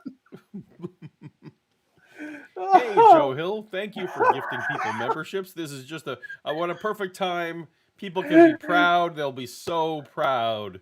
It's really important. Yeah. So I really have to take the time to get out that I studied the glutes. And I mean, I got the butt shot. Yeah. Yeah. No human could have a posterior that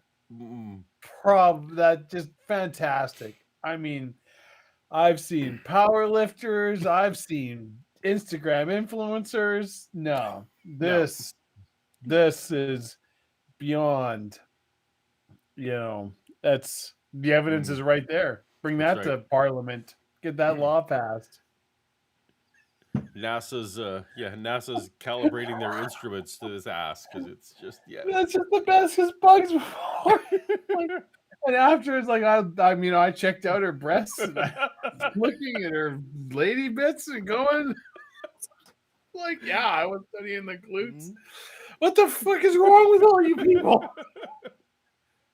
I know the internet exists in 2015 when this is around. Could have, just go online, find whatever you need. You don't need to be on AM national radio, filling out whatever kind of crazy furry ape fantasy you got. Basically killing vagrants so that they can.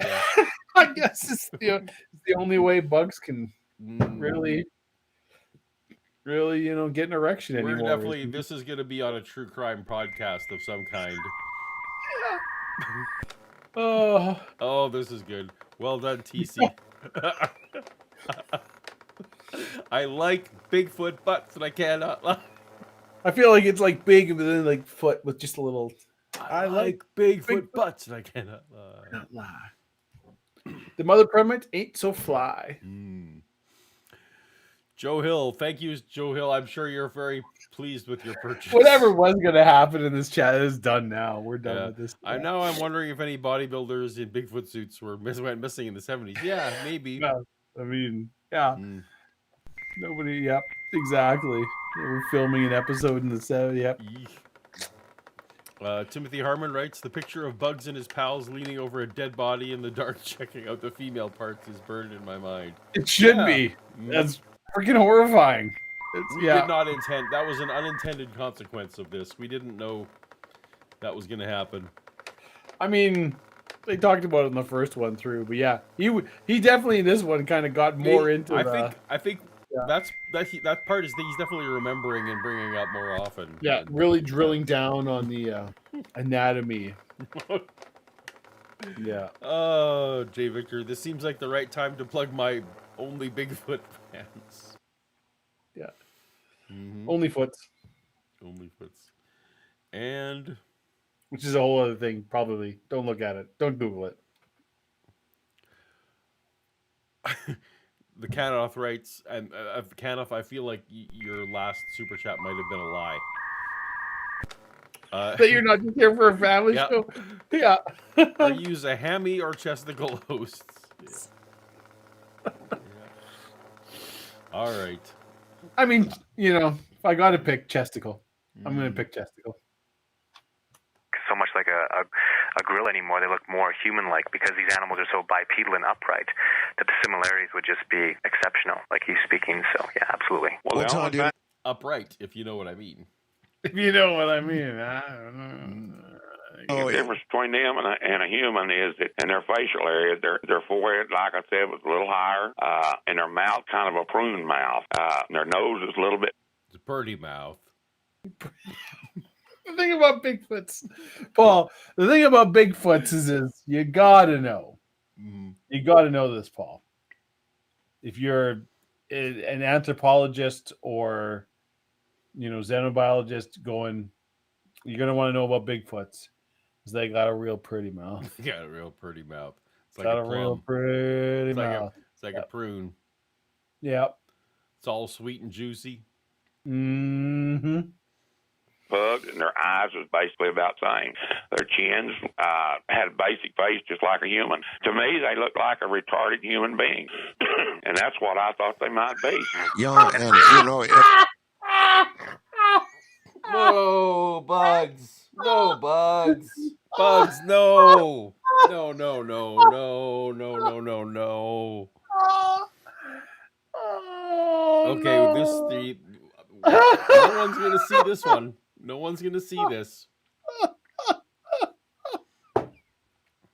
It's Bug. Bug said it. Neither Paul nor Don't say I. it. Don't repeat what he said. We do not endorse nor agree No. with the views expressed by Bugs in this video from 2015. Oh my goodness! Yeah, no one's gonna see this. We can But I just do mean, what we want now we know what Bigfoot's Now generally. we know. I mean, Bugs is from a different time, clearly. He's from a different time and place, and I mean, he spent considerable time studying the genitalia of the person he shot. So I think that really tells you all you need to know about Bugs. A few hours ago, I was somewhat concerned about the autism way that was projected. Yeah, that was. Just... Turns out, Paul, you're talking about Dustin Hoffman's portrayal of autism. No. Let me tell you. Oh my goodness. About what Bigfoot's is like. No, don't you dare. Oh gosh. Oh, Bugs. You're gonna need you to put a disclaimer box on this. Bugs.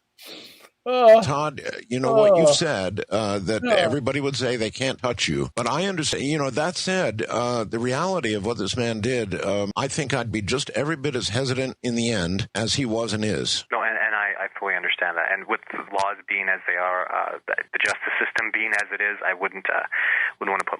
What with killing humans being illegal? Yeah, you almost for sure just shot like human beings. You killed people. Just relax with the Bigfoot stuff. You shot somebody. And then all over her lady bits. After you killed her, you fucking ghoul. You horrible, evil troll. My gosh. Like, take it on face value. Yeah, Bugs' I know, right? story is horrifying. Like, it is horrifying. This is terrible. Like, if you actually shot a bear, you're not going to brag about how you were feeling it up, or check out. No. Art spit out his coffee when Bug said that.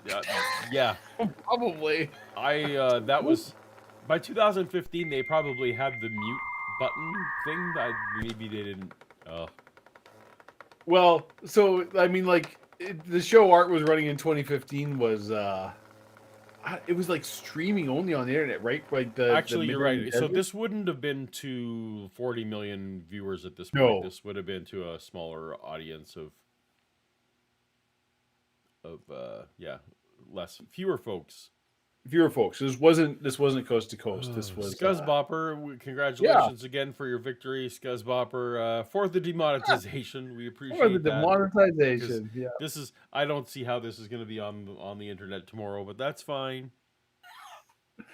I don't even have to try to get. Usually, we can just do what you want now because it's demonetized. I don't have to do nothing. I'll just hang back and let. Go ahead and put your toaster in the bathtub, I guess, because. Because Bugs has some opinions he wants to share with you. Let me tell you. Oh boy. My future, in those hands. So I fully understand from where he's coming from, and it's a big. By the way, if anybody wants a super chat, we're never going to get a cent of our ad revenue for. Nope. I'm afraid of super chat. Yep. This one's just for fun, apparently. It's never going to let us. No.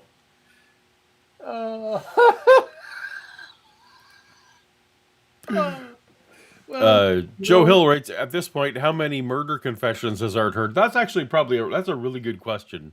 Yeah. I wonder how many tacit, because people have been talking about, like, we also don't, the guy who had the alien in the freezer, did he just murder somebody and put him in the freezer? I don't know. Possibly. Yeah. A guy attacked his dog, and so he just beat him with a stick and put him in the freezer. That might have happened. I don't know.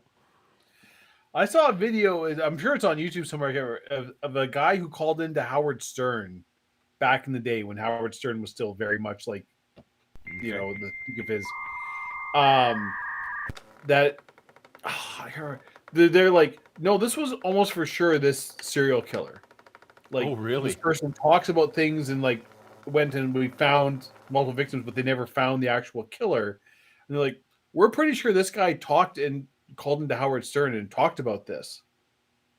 And Howard, and even people in the show were like, you know, kind of like Stern, like, oh, I can't believe you're like, because this guy talked about, he's like, yeah, I killed these people, and it's like, I don't, and it's kind of interesting and chilling to listen to the interview. It's like if you Google it, you find Howard Stern serial killer.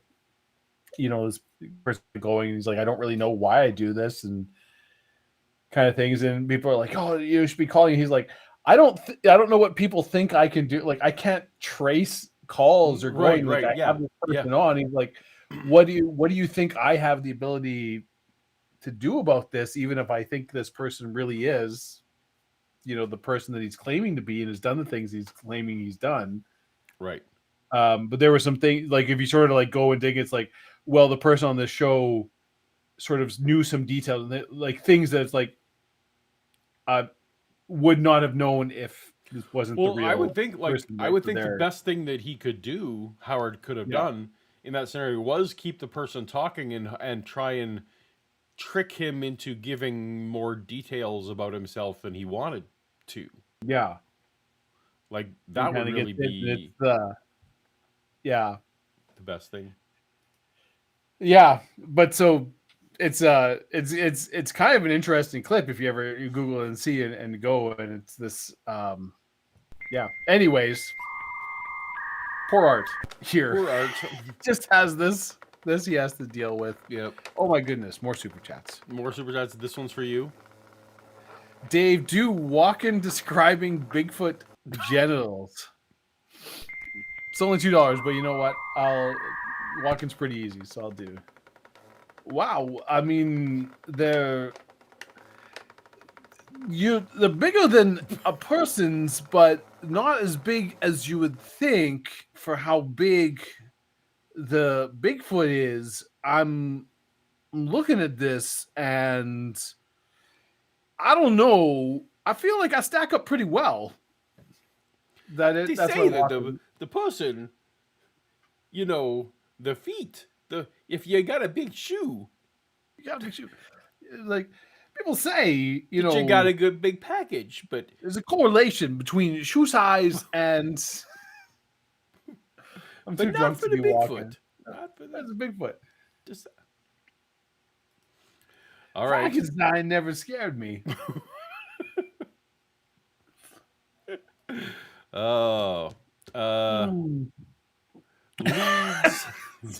Leeds Devil. Appreciate you, Leeds Devil, for $5 for the most entertaining Paulogia alive in my memory. It may well be, and you may have to burn it into your memory because it might be gone. It might be gone. Morning. Not by our thoughts. Not by our desire. We will believe, but you may want to download this overnight because we might slide under the radar on this one. Who knows? Maybe. I don't know. Yeah. I'm laughing at myself now for being concerned. Remember, I was so concerned at the start. I'm going to play this piece of 2-minute footage about Bigfoot without sound because sure wouldn't want the copyright claim. I sure wouldn't want. Let me tell you what Bigfoot is. Oh, Paul, you've had some. Mark Fernkoff says that your Christopher Walken in person is like Yoda trying to do Christopher Walken. Yeah, it's not. It wasn't good. It was not good. It wasn't great. I mean, you know, more cowbell. Yeah. That's actually quite accurate. I'm not. This is this has been a memorable show. We're gonna. I want to get to the end of bugs. I feel like we're winding up. Let's see. Give many Do answers you, to it. Paul? I'd like to think. Do you feel you haven't tasted this forbidden fruit enough? It's like, no, I need more of this man talking on my stream. Yeah, I guess at this point, whatever. That's what I need. In for a penny, in for a pound, right? About it and really look into it a little. No, it's more. This is more like now. Like, what else can he possibly do? Don't say that. Yeah. More before I can start definitively saying things. So. All right. That works for me. Bugs, sit on everything. Okay. Don't make any changes. I can't Sit on it, bugs. Sit on it, Bugs. tell you how much I appreciate your coming on the program and reciting this in the short version again. Well, Thanks a million, buddy. I appreciate it, and when I heard him say these were primates, that's why I sent you the flash bass, because I wanted to know. Got it. All right, thank you, Art. Good night, my friend. All right, bye-bye. That's the incredible bugs. Todd Standing is my guest. We've got one more segment. We'll take your calls. The subject is Bigfoot from the high desert and the great American Southwest. I'm Art Bell. Here I am. Well, there you have it. Well, that's a good place to end it, I think. Mm-hmm. We got through bugs. He demolished the show. Yep. I thought there was going to be more friction, but it turns out they didn't need friction. It was completely unnecessary. Yeah. I could tell Todd was quite uncomfortable. Yeah. But in the same sense that you and I were uncomfortable. It's like, I don't feel I like know what you're you're talking jeopardizing about. my Bigfoot enterprise. I wasn't uncomfortable at all. I was delighted and entertained. Well, I am uncomfortable. I feel like perhaps Bugs has murdered some people. I mean, I've always felt that. I've always felt that. Well, there's another super chat. You should probably read that. That one. So yeah, we got working my hands to the bone in the fidget mines. Thank you so much. Primate facts. Gorilla R1 pump chump with 3 centimeter B0Ners. Aren't you nothing, Paul? Gorilla Fun R1 fact pump for you. chump with 3 centimeter boners is what. Little primate fact for you. These are primate facts.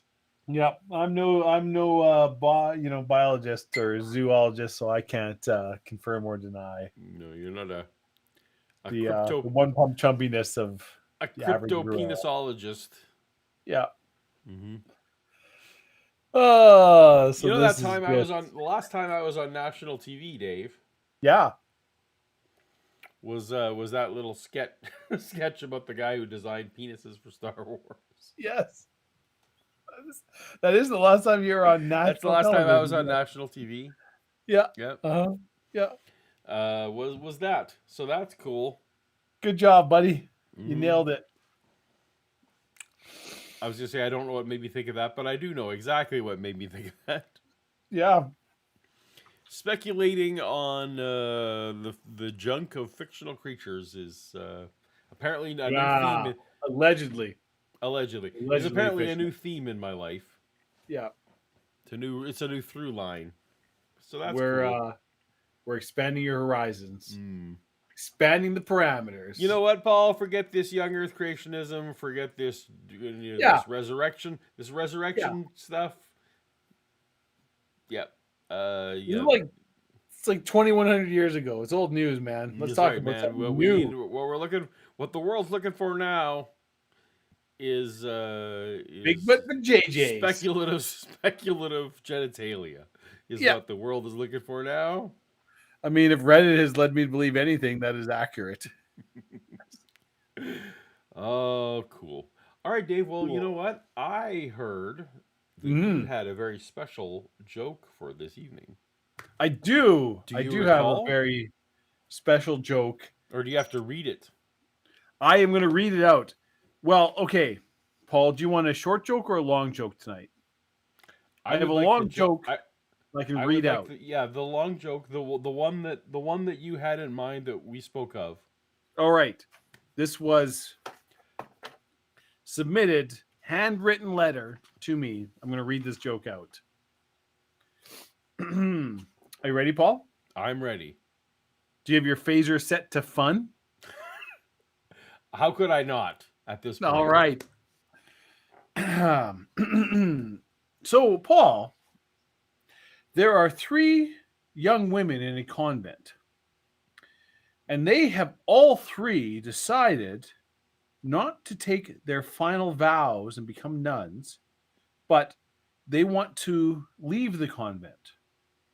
But before they do, they have to talk to the Mother Superior and discuss why they are leaving the convent and not taking their final vow, not taking the full step to become full-fledged nuns.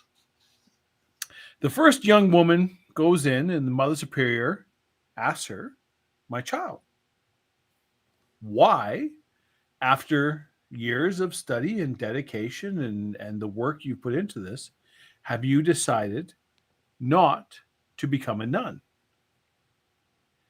And the young woman replies, "Well, Mother, I have considered the situation, and after fasting, prayer, I think I would better serve God as a wife and a mother in the world and raising a family and living." And the Mother Superior nods, gets up and embraces this young woman and says, "That is wonderful.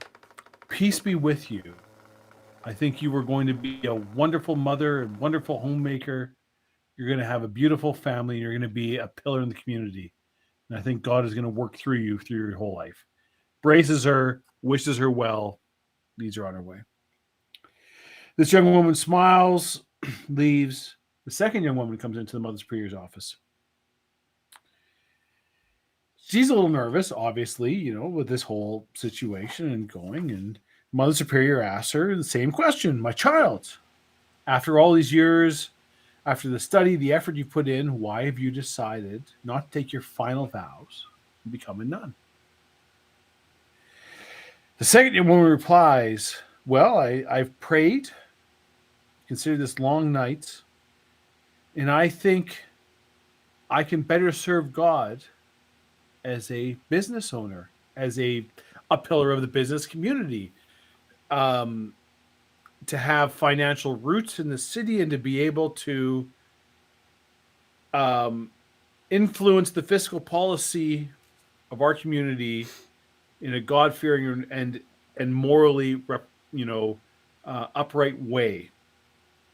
Not just to avariciously chase profits, but to reinvest in people and be an example of how you can be a business owner and still be a moral, upright person." And the Mother Superior smiles and says, "I think you're absolutely right. I think you have it in you to become a incredibly successful business person. And as long as you remember your roots and remember your morals, I think you can be a great force for good in this world."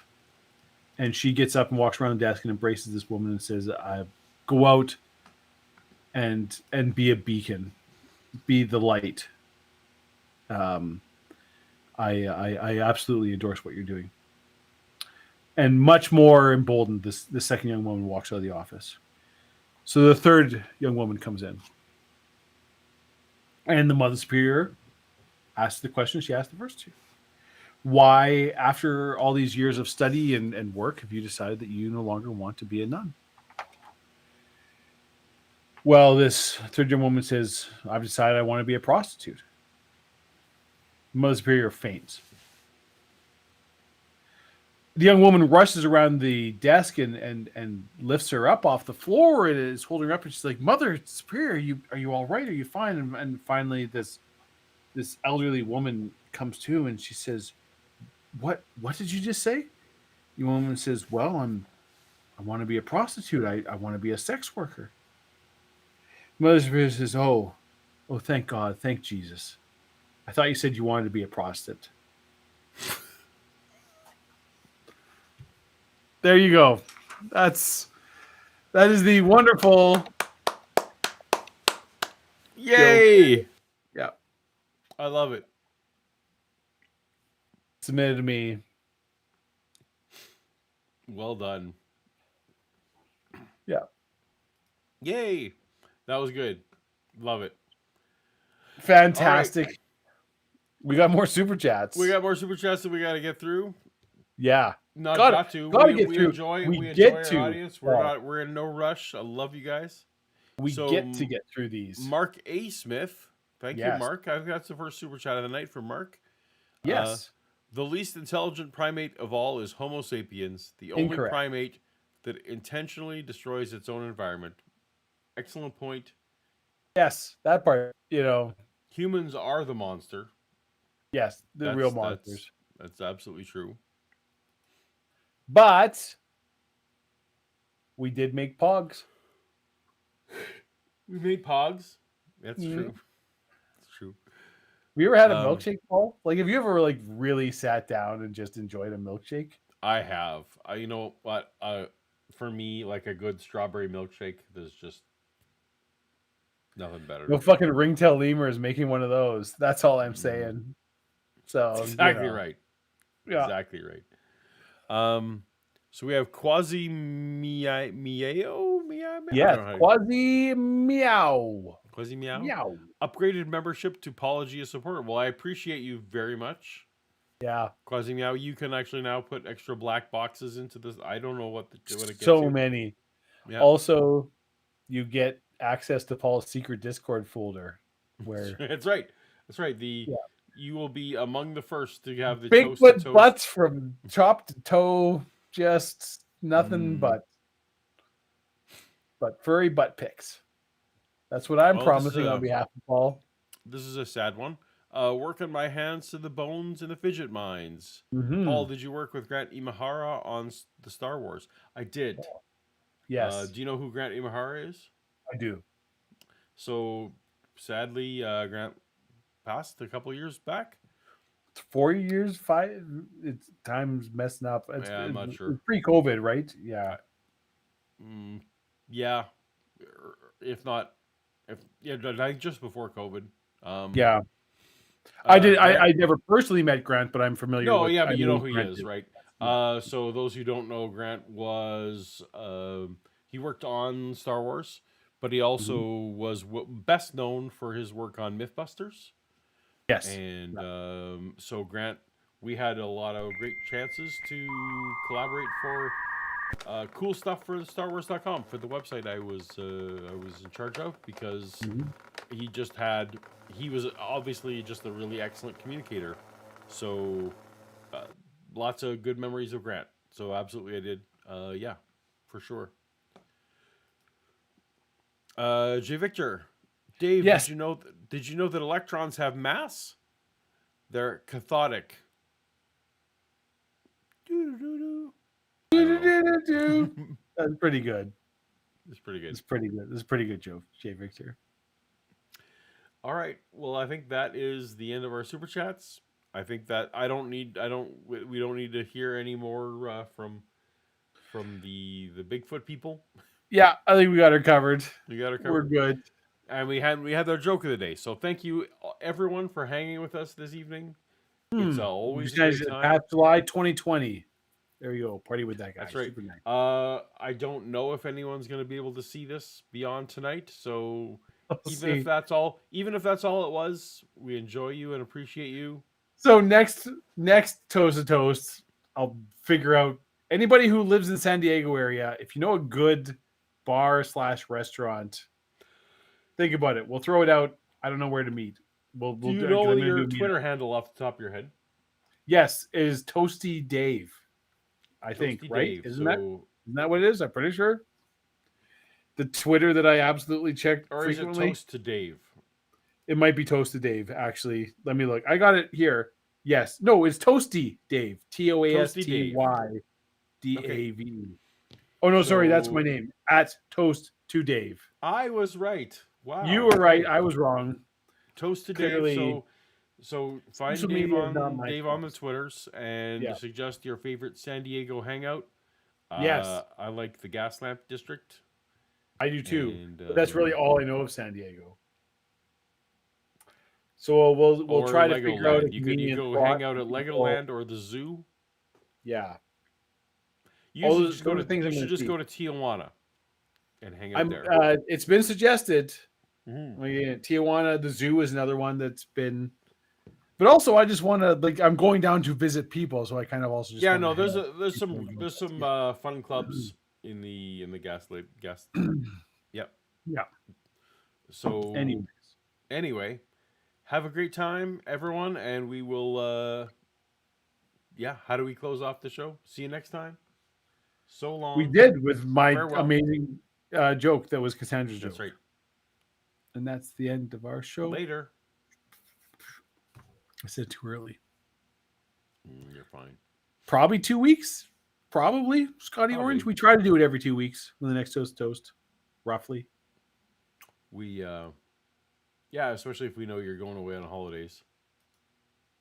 Yeah.